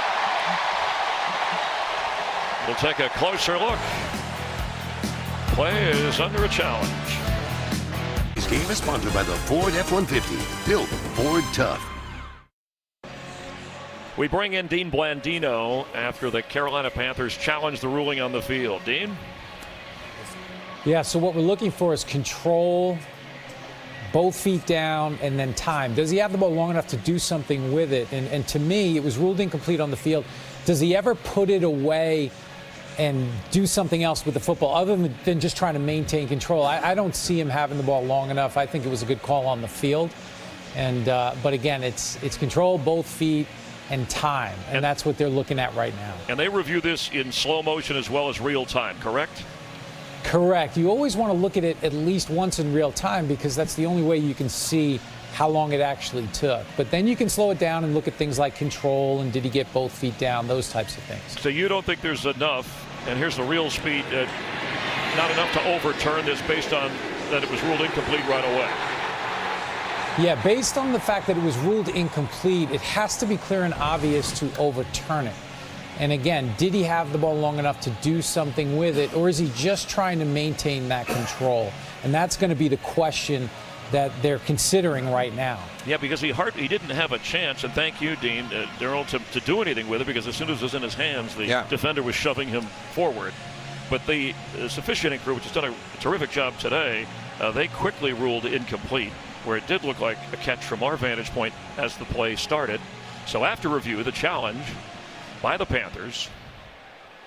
Sean Hochuli, I'm sorry. That's our era. It's all right. He's the son. After review, it was a catch. However, it is unclear whether the runner's left knee was down by contact before the ball came loose. Therefore, the ruling on the field stands as called. It is an incomplete pass. It's third down. All right, so the son of Ed Hochuli, Sean Hochuli, there's a twist in this review. Yeah, and one of the things that you have the possession, you have the 2 feet down, you're waiting for the time. But then as he's going to the ground, as Josh Reynolds is going to the ground, does that knee hit before that ball comes out? They couldn't determine that, whether it was a fumble or not from that perspective. So they gave him the process of the catch, but they couldn't determine whether the knee was down, so he had to go with what was called on the field. So they lose the timeout, the ultimate extra challenge, obviously if you get the first one right. And it's 3rd down and 7 from the 44 of Carolina.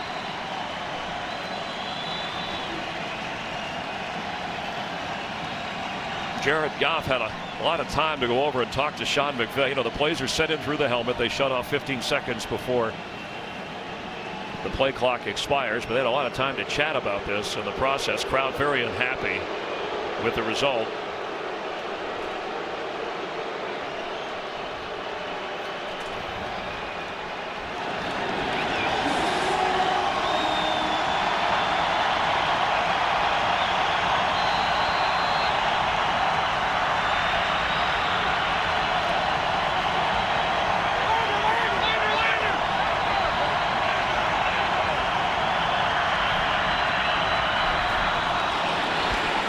Offside, free play for Goff, who heaves it downfield and incomplete. Gerald Everett covered by a couple of Panthers. Boy, the Panthers got lucky there that their secondary did do the same thing their D-line did. Their D-line just kind of gave up on it. Defense number 93. It's a 5-yard penalty. Replay, 3rd down. Gerald McCoy offside. Now 3rd and 2, and they move a little closer if they have to try and settle for a field goal attempt.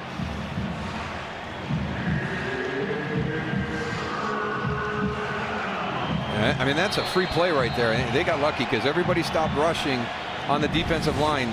For Carolina Panther fans, it's a good thing your secondary continued to play to that whistle. Now it brings the run into play with Malcolm Brown on 3rd and 2.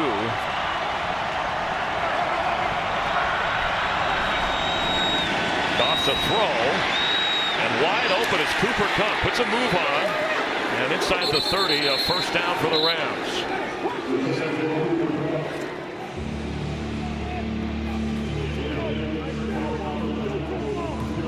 Nice route by Cooper Kupp. And they go to the line without a huddle.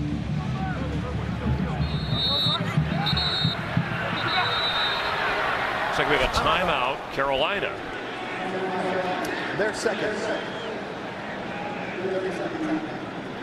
Now this message from Geico. Ron Rivera having to use his 2nd timeout. Remember, lost one on the challenge a moment ago. What a bad challenge and a unique review and decision by the officiating crew. Rams get a 1st down on a Kupp catch. We're good. Fakes to Kupp. Malcolm Brown plows ahead to the 25. He's got a game break again with Carissa. Thanks, Chris. Remember when Deshaun Jackson caught a deep ball for a touchdown in the first half? Well, guess what? He did it again, this time from 53 yards out. You think Carson Wentz is happy to have him? Eagles have erased a 17-point deficit and leading by 1. Chris? All right, thank you. Carson Wentz got his big contract. Jared Goff got his. Represented by the same agent, Rep 1, Ryan Tolman and that group. Doing a good job for their clients.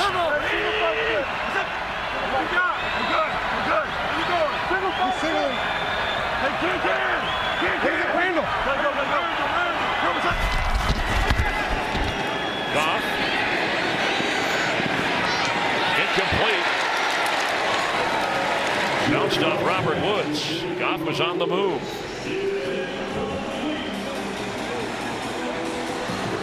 So this is the route that Ron Rivera knew that this team was going to see. It's a staple in the Rams offense, and they're kind of building a tier on one side of the field. But the hard part is this. It's called a sail route coming across. A lot of times you lose that guy, so you're going to have somebody flat, somebody deep, and then you're trying to get Robert Woods into that zone, that middle zone area, come across the formation. It was a catchable football. Just over 5 minutes to go in the 3rd. It's a 1-score game. Rams trying to add to it on a 3rd down. Outside pressure picked up. Pass is caught by Kupp. He's got another 1st down.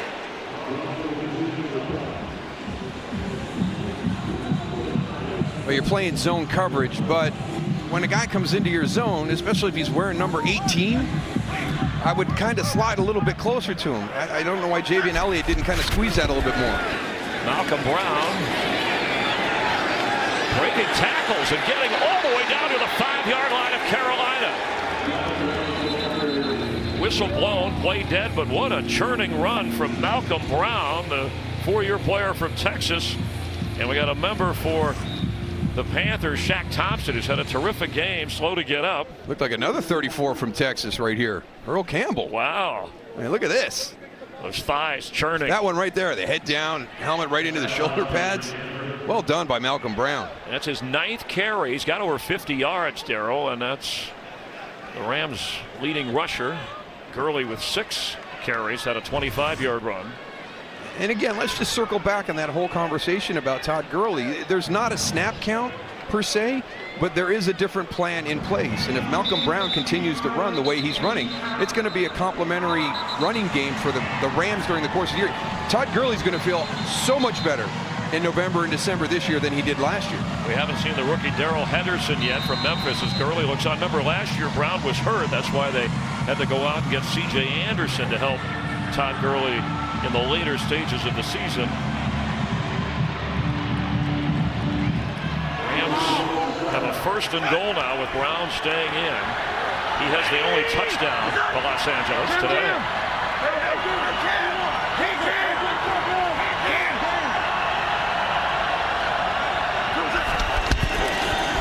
Brown gets it again. The Panthers are ready for him. Again, we got to go back and compliment the 2 young guys in that offensive line. Joseph Noteboom and Brian Allen getting their first NFL starts today. No preseason games. The trust in the staff. Aaron Cromer, the offensive line coach in charge of the running game, the trust that he has in those 2 young guys to be able to come out here week 1, opening week, and go out and perform at this level. Yeah, Andrew Whitworth said Brian Allen, he had the sharpest mind of a second-year center that he's ever seen. A smart, alert player, snapping it to Goff.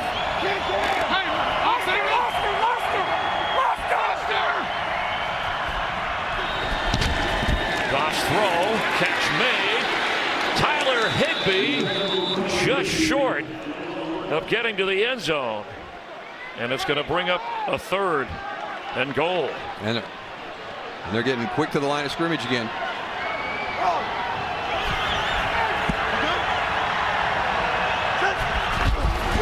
Malcolm Brown into the end zone. Touchdown Rams.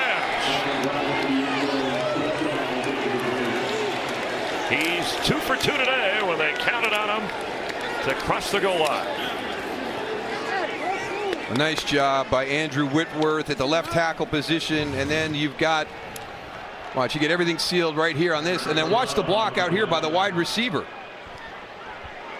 I mean, Andrew Whitworth gets 2, and then Brandon Cooks just walks Dante Jackson to the back of the end zone. That's that's stealing. Yeah, he could have taken his dog for a walk. Extra point. Greg Zuerlein, who's been clutch with field goals today. And what a response by the Rams after Carolina had an impressive drive to get their first touchdown of the game.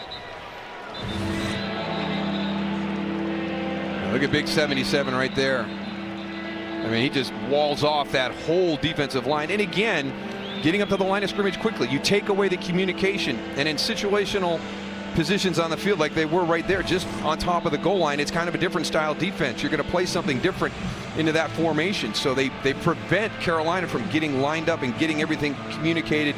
And that's why you see that whole offensive left side kind of vacated. The veteran Whitworth. And Malcolm Brown, kind of a gem there at 5'11" and 225. It's, his 6th season with the Rams, but officially his 4th because he's just been on a roster, 4th actually playing, and behind that line.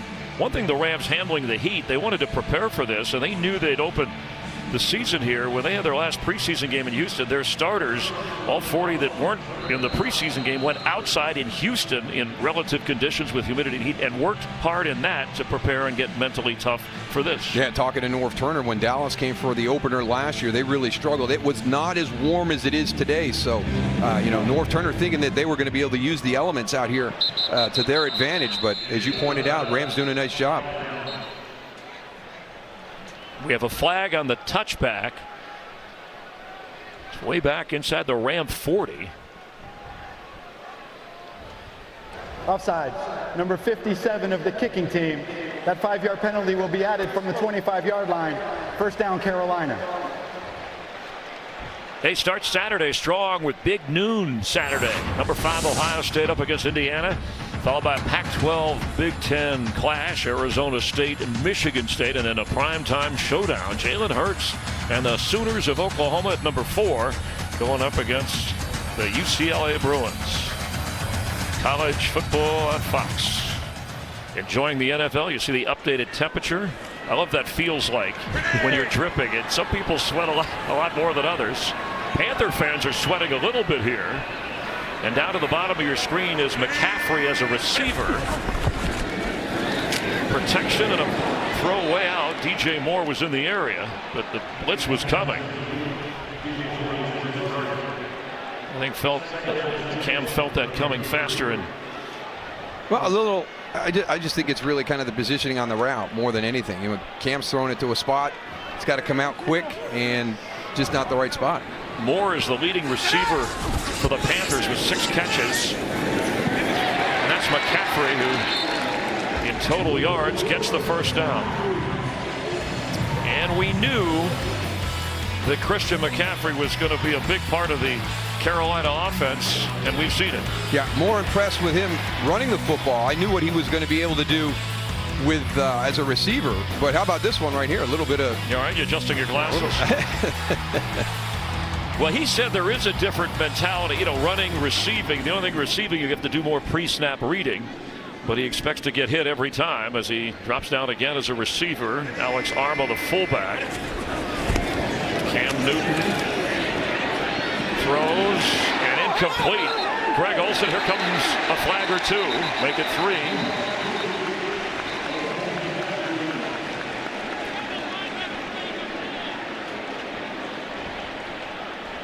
There's a flag back inside the 40 of Carolina.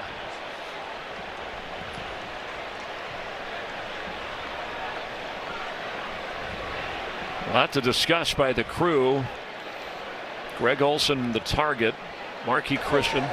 There were fouls by both teams on the play. Holding, offense number 72. Personal foul, lowering the helmet to initiate contact. Defense number 26. Those penalties offset. Replay, first down. The call on Christian, who's in there for Eric Weddle. So it's a replay from the 44. Yeah, and lowering the anywhere on the body, lowering the helmet. You'll see 26 right there. I didn't see the lower. It looks side to side, but it doesn't matter. It doesn't have to be helmet to helmet contact when you lower. It can be at any part of the body. Well, Greg Olsen is 6'5", and Marquis Christian's only about 5'10", 5'11", so a big body coming down on top of your helmet. Either way, they offset, and it's first down, Panthers, with Curtis Samuel dropping in the backfield from his receiver spot. Cam gets it to McCaffrey the other way. And he's run out of bounds short of midfield. Nice job by Bryce Hager on that play because it looked like they had gotten Christian McCaffrey out leveraged against the defense. So 54 right there standing up. And that's a lot of misdirection. And he's still able to beat Chris Manhertz out. Doesn't make the tackle, but prevents a bigger play. And you talked about it at halftime. Aaron Donald has yet to have a tackle in this game. The throw caught. Samuel slips a tackle and goes out of bounds around the Ram 35, 36-yard line. Well, he was by far the most impressive player on the offensive side in training camp. I mean, everybody raved about how well he played, what kind of camp he had, and the growth from the previous year, and you just expected a little bit more. I'd start feeding him. Get him on a little bit of roll. He's been more productive here with his opportunities in the second half. And he showed that running ability that you referenced earlier at Ohio State. He played behind a talented group of runners. They moved him around because Ezekiel Elliott was one of them, and has become a receiver as DJ Moore goes in the backfield behind Cam Newton. And McCaffrey is stuffed inside the Ram 35. So I was mentioning Aaron Donald. I don't know if they're double teaming him, which you can pretty much count on a double and triple team for the back-to-back defensive player of the year. And the Rams do have some 3 sacks, but he doesn't even have a tackle in this game. He draws so much attention. I mean, he's such a unique player. And you know, scary thing that Wade Phillips told us yesterday. Yeah, he's been the defensive player of the year back-to-back seasons. He should be better this year, right? Which that's scary. And he's played some, running back in his early years, fullback, and he's talked to Sean McVay, lobbied him to try to get in and carry the football on offense. Cam Newton open. He overthrew Greg Olsen, who had to leap up with that right hand and try to snare it. It'll be 3rd down.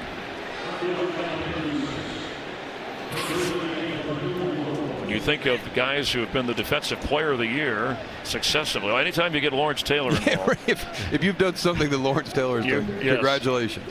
Especially celebrating 100 years of the NFL, this great game. He's been one of the great defensive players throughout, and Donald hoping to add to his resume.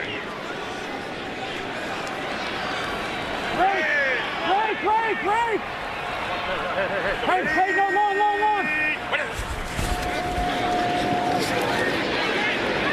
Incomplete. Off the hands of Olsen again. It was a little high, but coverage was pretty good back there by Taylor Rapp, the rookie from the Rams, their 2nd rounder from Washington. The last couple have just sailed on Cam a little bit.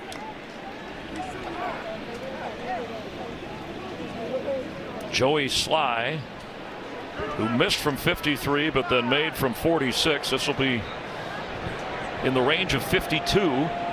Try and get the Panthers within 10 in his first NFL game. The kick is up. Get through. So now he's back-to-back delivering on kicks. And he helps Carolina get a little bit closer. It's funny, you've got a guy that you brought in, just as a kid, you're waiting for Graham Gano to get back. And his brother, who was a football player at Salisbury, Ward number 6, died of leukemia. They were very close, and he signals 6 to the sky to remember his brother every time he makes a kick. And a touching moment for Joey Sly and his family. On a lighter note, he tried to get tickets for his family. He finally knew he made it to the NFL, and somebody gave him the number for the tickets guy, and he called and said, "Hey, I need ticket." It was Ron Rivera's private cell number. That's when you know you've made the transition, when the guys start to play some pranks on you. Yeah, you're in the club now. Yeah, Rivera texted him back, said, "This is my private cell. You've been pranked. Call the ticket people." And they ironed it all out. But I think they have a kicker as Graham Gano heals from that injury on his plant foot as Sly delivers.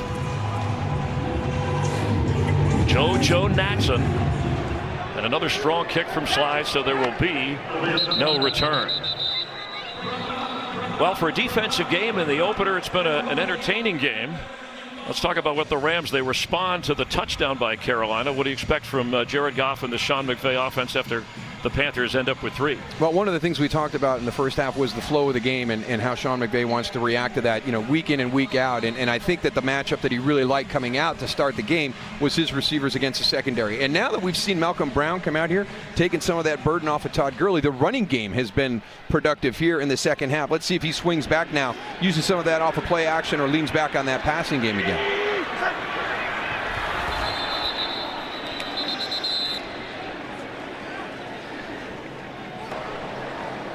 Neutral zone infraction.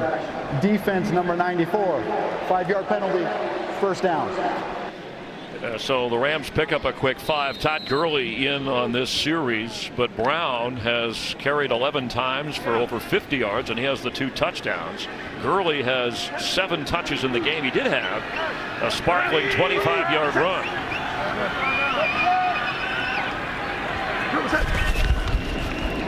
Gurley loses the football, and it's still out there. And it looked like the Rams got it back. It was bouncing around, and they did. Let's see who came up with it. After Gurley couldn't handle it, looked like right guard Austin Blythe. Rams maintained possession, but things got a little slippery there for a moment.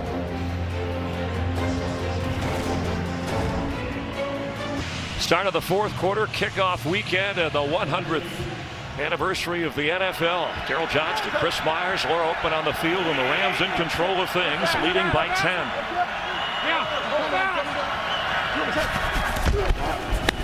Fake to Gurley, the quick flip. Tyler Higbee short of the first down. Well, the Panthers last year got off to the great 6-2 start, but they lost too many close games, they said, in the second half, admittedly. And whether a defensive play here or a big play there, and they hope to turn that around. The Rams, meanwhile, in 8-point games or fewer, they were 8-1 last year. Right now, it's a 10-point difference, and Sean McVay would like to see it more. Yeah, Luke Kuechly very adamant about that. We got roughed up by Pittsburgh. We didn't have a great game against Atlanta, but 5 of those games on that 7-game losing streak, a total of 20 points in those 5 losses. Need 2.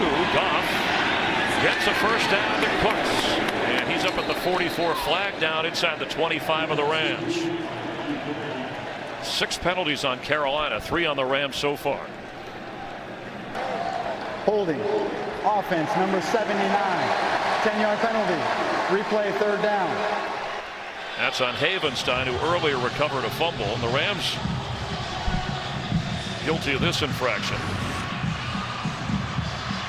Rob Havenstein's going to be a right tackle, top of the screen, working against Efe Obada. Guys go to the ground, you're going to get a flag.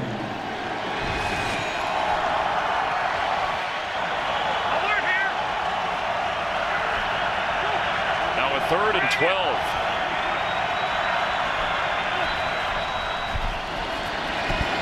Goff with time, and incomplete.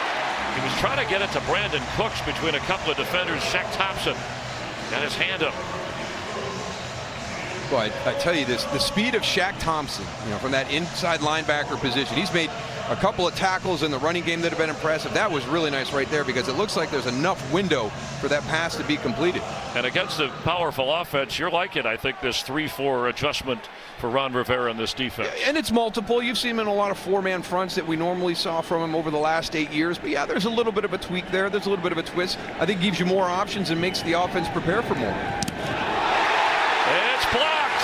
The Panthers have it inside the 5 of the Rams. Hecker barely had a chance. Reggie Bonifant, the backup running back, came up with a football. I tell you what, you don't see that very often. John Fossil's got some of the best special teams in the NFL. Let's take our hat off to Chase Blackburn, special teams coach for the Carolina Panthers. Right up the middle.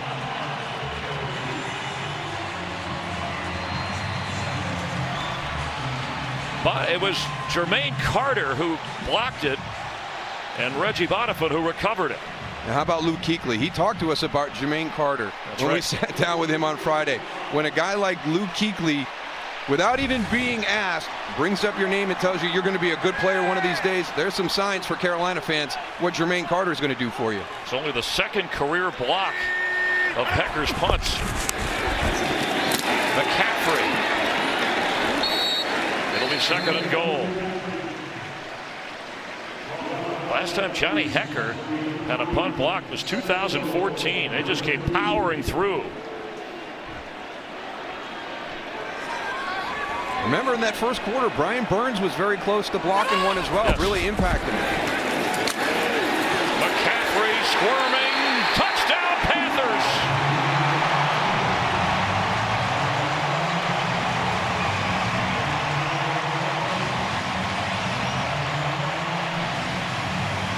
This is what I mean when what I've seen from Christian McCaffrey today.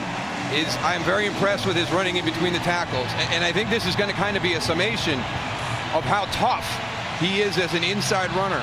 Because of what he does in the passing game, you think of him as an outside guy. But watch this contact balance. That is a good hit right there. You've got Clay Matthews wrapped up around you. You keep the knees off the ground and then stretch to break the plane. Tough, heady football player. Making his father, Ed McCaffrey, even more proud, who, of course, played in the NFL for some 13 seasons. That extra lunge at 5'11", stretching that arm and body out. Just confirming here, ruled a touchdown on the field and making sure. I mean, double hops with his fist. Yeah, that stretches out. I mean, that's so well done. It is confirmed. Digging the fist in the ground with the ball across the goal line. And all of a sudden, second half points in this game.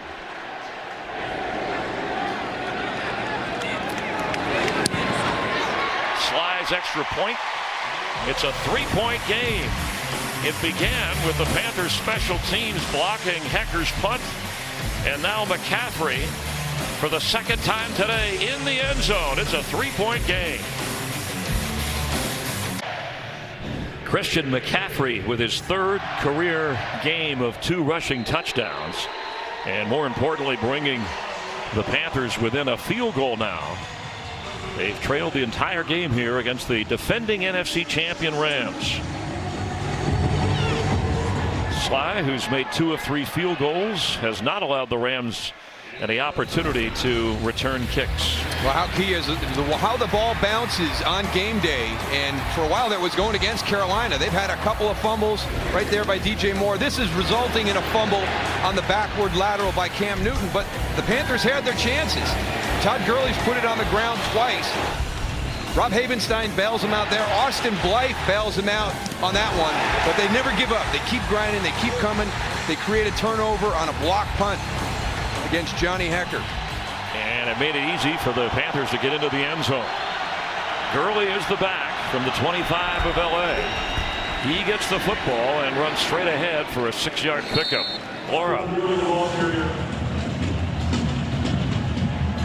It's almost like Sean McVay predicted something like this was going to happen. I asked him yesterday, what's the biggest thing you want to see with this team that you haven't seen together since February, really? He didn't go with the good. He said, I want to see us stay connected as a team and handle the inevitable adversity that will come our way. No flinch, no blink mentality. We've got to move on and get it fixed. That find it, fix it, face it kind of approach after the Super Bowl. Rams were some 3-point favorites. Odds makers, it went down. A lot of people leaning towards Carolina as Robert Woods gets into Carolina territory. Well, there's a great example of what Luke Kuechly talked to us. You know, we've got to be disciplined with our eyes. I want you to watch the ball handling by Jared Goff. It's going to end up going right here to Robert Woods underneath. Look at the movement. I mean, Luke Kuechly was 2 steps going the other direction. He talked about discipline with his eyes. Didn't have it on that play. Goff to throw after a 20-yard pickup, and it's intercepted inside the 30. James Bradbury came up with the pick.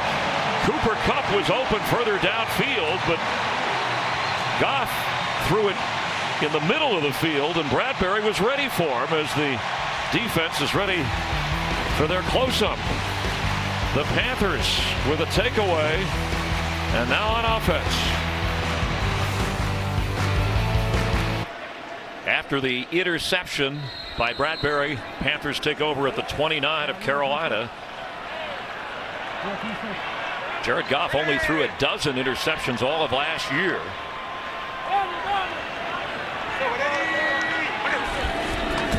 Cam Newton to run, closes in a hurry.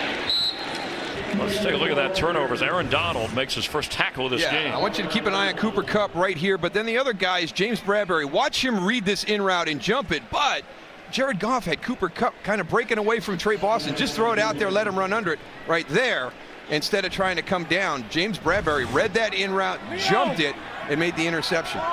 After no gain on the Newton run attempt and the tackle by Donald. On second down, blitz coming. Catch made at the 33. Hands all over McCaffrey with Littleton all over him. Well, I tell you what, Corey Littleton is a very, very good linebacker. They get every position. He can play anything. You know, you're talking about a 3-4, so either outside, either inside. I mean, to run step for step with Christian McCaffrey on a route like that. Impressive stuff. Had the great punch to force a fumble in the first quarter. And he led the team in tackles last year. Littleton used to take in the defensive signals. Weddle was doing that until he was injured in that second quarter for the Rams.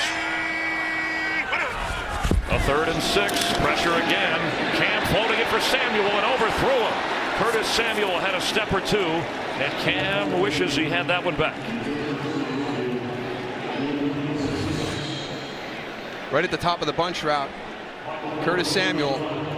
Nice release off the line. Boy, he just sticks Nickel Roby-Coleman into the ground and gets the separation.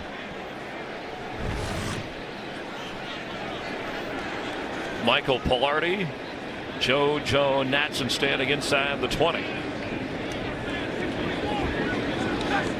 He's averaged 51 yards a kick today. This is his 4th punt. This was a little shorter.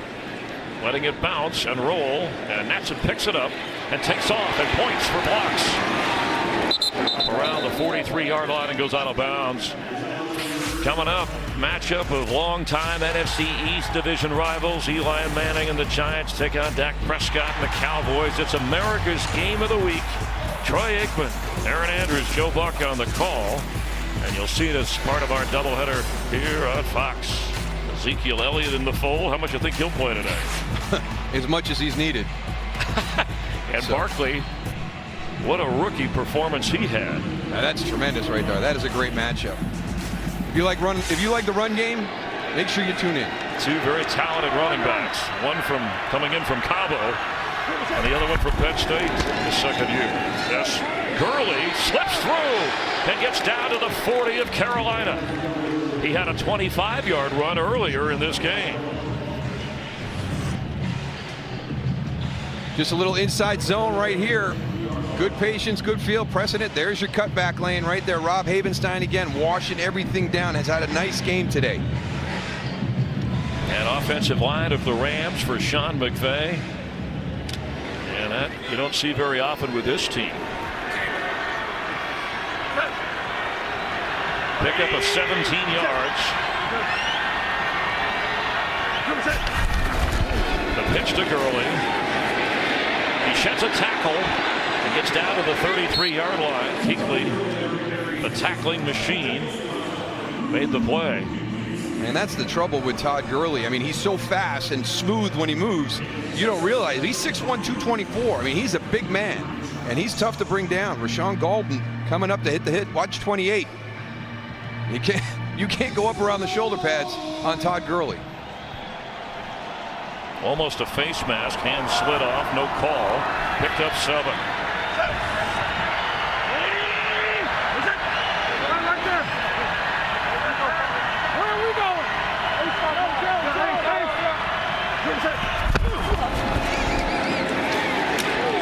Not a lot of room for Gurley there. His 10th carry of the game. Shaq Thompson, who's been everywhere. We came on the air talking about the 2 new guys up front in this offensive line. The Rams have run for 137, averaging over 5.5 yards per carry with those 2 young guys in there. This is a group that started the same offensive linemen, the 5 starting 5, every game last season. And that's a big adjustment. Now all of a sudden you've got a brand new left guard and a brand new center, and they've done a heck of a job here in the opener. 300 yards of total offense, but only a 3-point lead on 3rd and 1.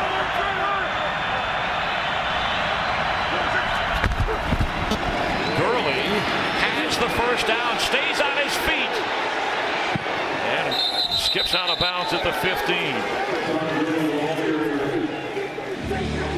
And just by the run game, it's almost like you got Gurley one-on-one. Watch the cutback. He's going to roll to his left and then cut it back. You kind of isolated right there. You put him one-on-one with your corner. That's not fair. Quick snap, Goff looking, Goff throwing, and catch made. Robert Woods at the 5 of Carolina. And it's going to be 1st and goal Rams. This is a nice catch by Robert Woods. It's a good hit. I mean, he gets hit right as the ball arrives. Good strong hands there to be able to hold on, can keep control as he goes to the ground. Dante Jackson delivering the hit, and Goff showing that throwing on the run ability. As Darrell Henderson comes in at running back, the rookie from Memphis.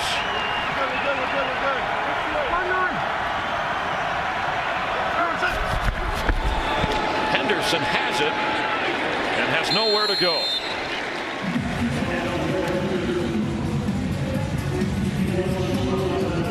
See if this Panther defense can hunker down right here, keep it a one-possession game by holding the Rams to a field goal.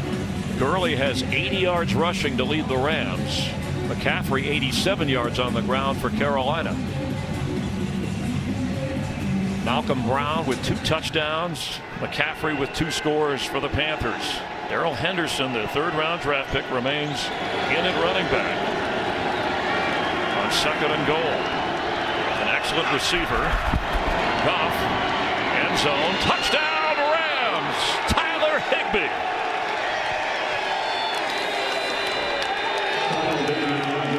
A 5-yard flip from Jared Goff.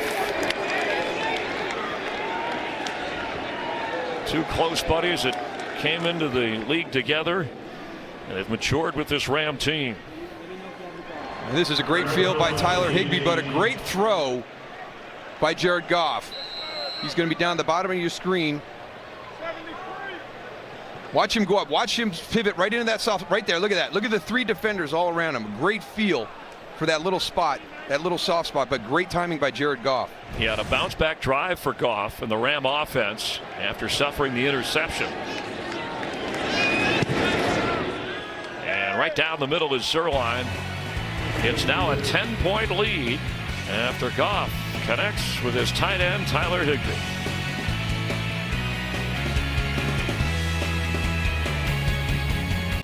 Tyler Higbee, his 5th career touchdown grab just this Thursday. The Rams gave him a 4-year contract extension, paying him among the top 10 highest tight ends in the league in terms of payroll, over $30 million. Of course, Jared Goff, his buddy, got the bigger deal. Quarterbacks usually do, but that's who got him the football.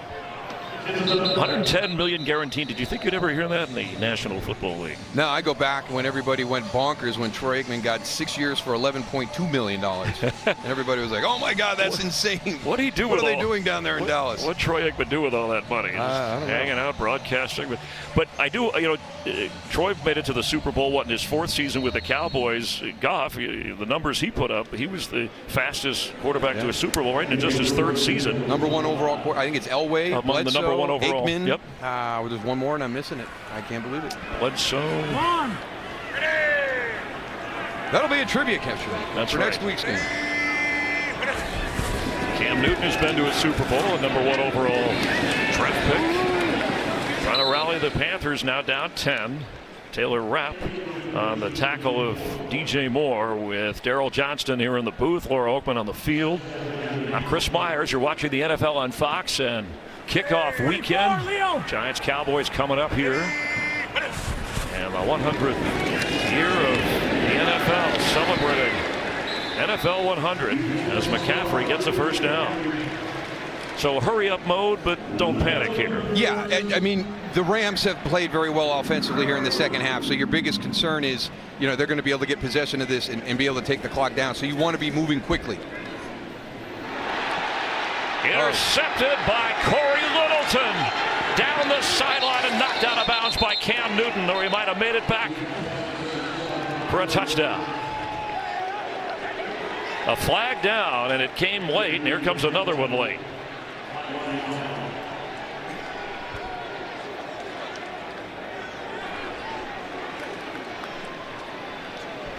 I tell you, Corey Littleton has had a heck of a game today.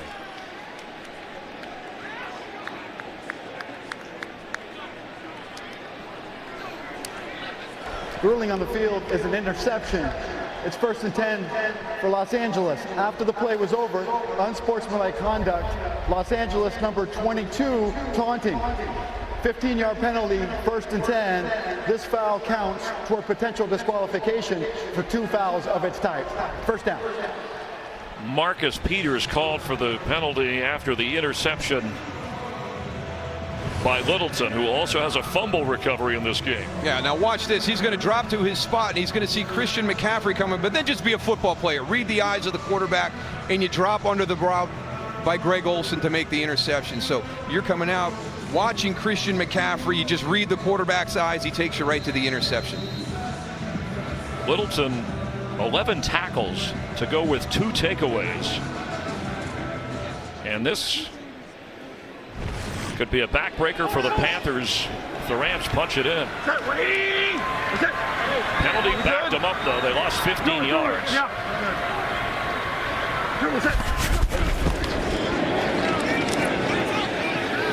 Goff on the run, and almost another interception. He underthrew at the 15, and Bradbury was back there. Could have had a second pick. And he's got Cooper Kupp on that intermediate route. It's the one we showed you earlier in the game where the receiver from the opposite side of the field comes into that middle tier. There's Cooper Kupp right in front. I don't know why he didn't drop it down to him. That's a nice gain there. He's very lucky he didn't have an interception. It's almost as if he's locking in on Robert Woods in those plays where Kupp is open further downfield. A break for the Rams on the drop pick. Kupp in motion. Todd Gurley almost broke through. Got inside the 30. It'll be third down. Clock runs, and remember the Panther challenge and another timeout. They're down to 1 here, which may come into play if they can keep the Rams out of the end zone. Oh, absolutely. When you're down 10 right now and the other team is driving, you need all 3 of your timeouts. That's going to be a big factor here. Ron Rivera's team will still have the 2-minute warning. They got to within 3, but then the Rams on the touchdown toss to Tyler Higbee. And then the Littleton interception of Cam Newton.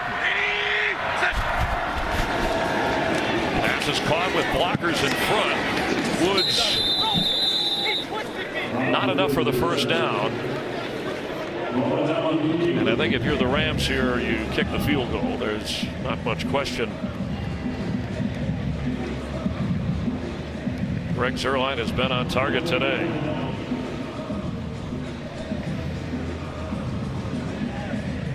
Zuerlein has hit from 49, 56, and 27. And this to expand the lead from 41 yards away. Make it a 13-point Ram lead.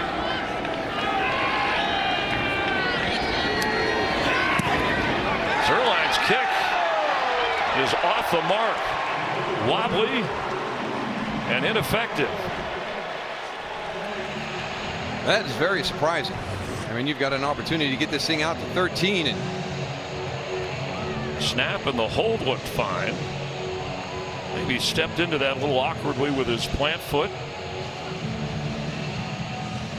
A miss from 41. And the Panthers are down just 2 scores. And just over 4 minutes to go.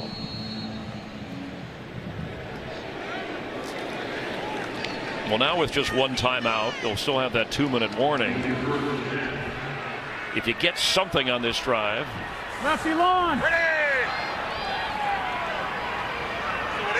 You put pressure on the Rams. Cam Newton incomplete. McCaffrey was the target. Let's get another game break with Carissa Thompson.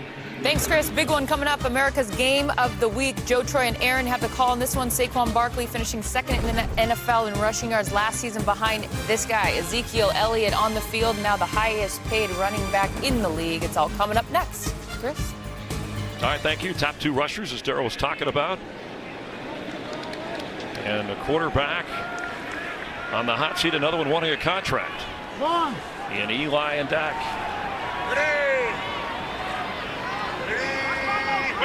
Second and 10. Cam Newton winds up to throw, and that's almost intercepted by Aqib Talib. DJ Moore was the target. Yeah, a lot of this today has been at the hands of the Panthers themselves. It's a nice completion here, but again, I'm going to give the credit to Corey Littleton on that. That's just an excellent play, punching that ball loose from DJ Moore. Then the backwards pass deep in their own end, so you lose points on the first fumble. You give away points on the second fumble, and then right there, Corey Littleton again makes a great play, reading the eyes of Cam Newton to make that interception. Cam Newton has thrown for over 210 yards. He's only run 3 times. Facing a 3rd and 10. Winds up and fires. And what a grab at the 44 by Olsen. Falling to the turf here. And they hustle to the line as the clock ticks. Time is of the essence for the Panthers. And the way they've moved the ball, it's been kind of underneath with runs after the catch. They're going to have to hit some bigger throws down the field. McCaffrey to the Ram 47. 46 will check the spot to see if it's just a little short of the first down. Going without a huddle now. Under 3:15 to go.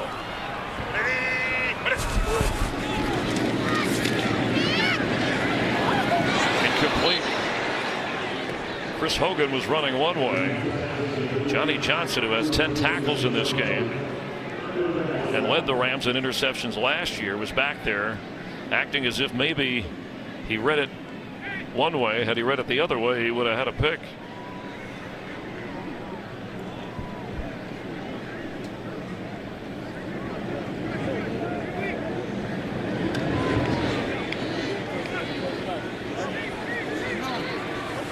Total points. People that guess at these things put 50 as the number. It's where we are at the moment. McCaffrey with some running room and inside the 40. Still going to the Rams. Pushing his way through the 30. Down inside the 25. Singular effort from Christian McCaffrey. Oh, this is tremendous. Watch the feet. Watch the change of direction. The burst. Contact balance, everything. It's such a great run. We saw Malcolm Brown with a real good physical run. This is another really good one by Christian McCaffrey. The Heisman Trophy runner-up back at Stanford has always been an all-purpose guy. Running, receiving, and that's what he's done today. Cam Newton's throw. McCaffrey this time bottled up by Littleton. Those two have had quite a battle as we're getting closer to the 2-minute warning.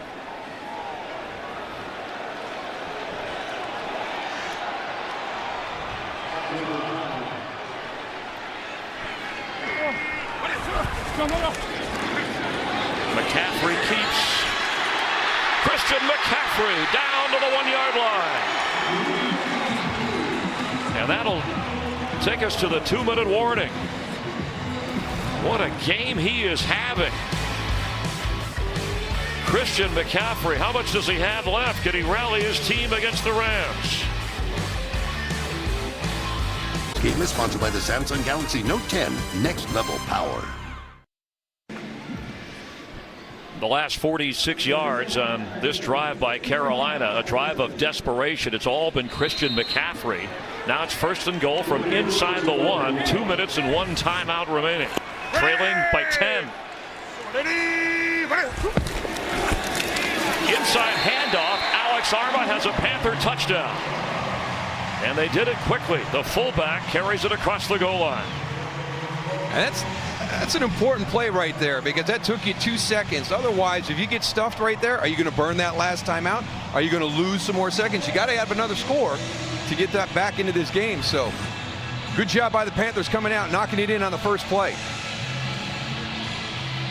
Look at the elevation by that fullback. He had a couple of touchdowns last year, says the former fullback for the Cowboys and Syracuse. Arma at 6'2" and 255.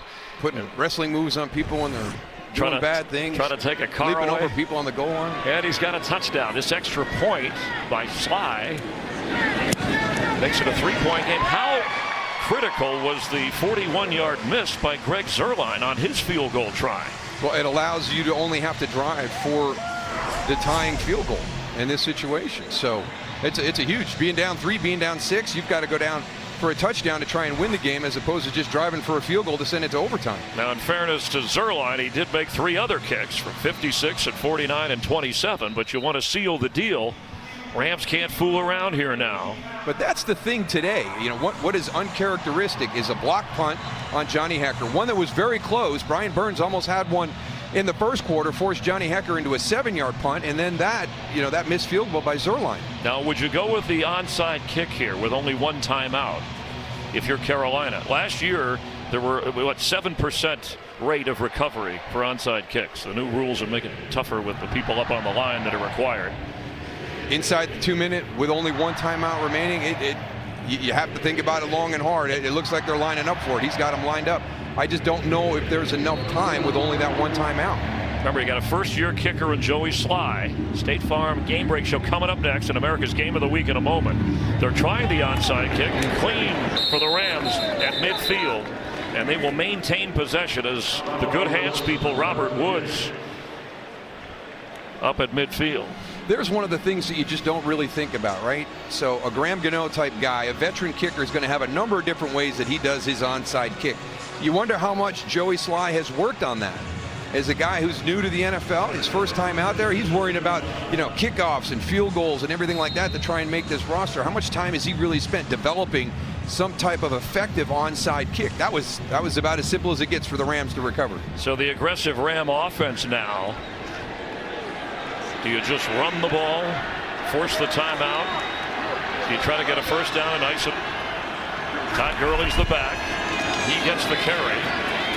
He wants to stay in bounds, and he does with a terrific run. Great effort from a well-rested Gurley. And the Panthers use the timeout as he picked up 9.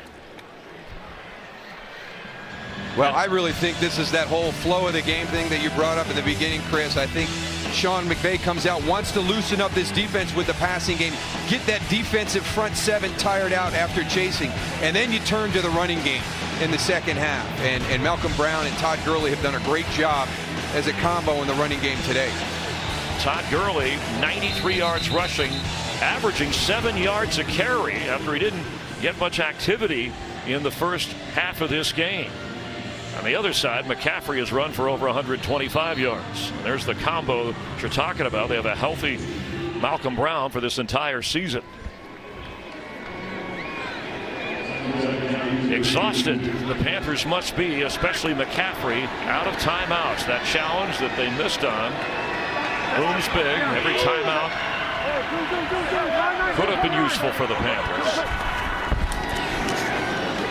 This is Gurley for a first down. And the Rams are in control of this. Yeah, and that's a run that they've gotten to here in the fourth quarter. And from a formational standpoint, they've created a one-on-one situation with Todd Gurley against a corner with a lot of space to work on. So something that they discovered during the course of the game and they've used effectively here in the fourth quarter to ice this.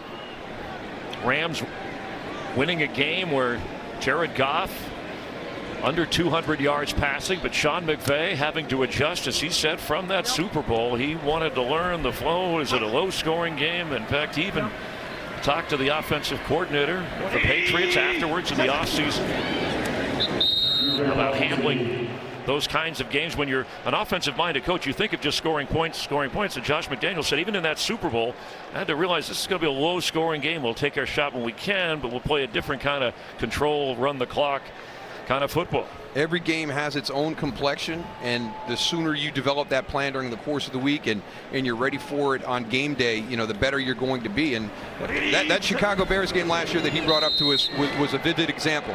And next Sunday they take out the Saints. Sean McVay 3-0 in his only 3 regular season openers as the Ram head coach, and their march to get back to a Super Bowl. Only 3 teams have lost at a Super Bowl and then the following year got back there and won it. Patriots did it last year. The other 2 were in the 70s with the Cowboys and the Dolphins. Rams know they have work to do. That's what Sean McVay will say after this one. But they won a game against a very good team on the road when they weren't at their best. Rams win it here in Carolina.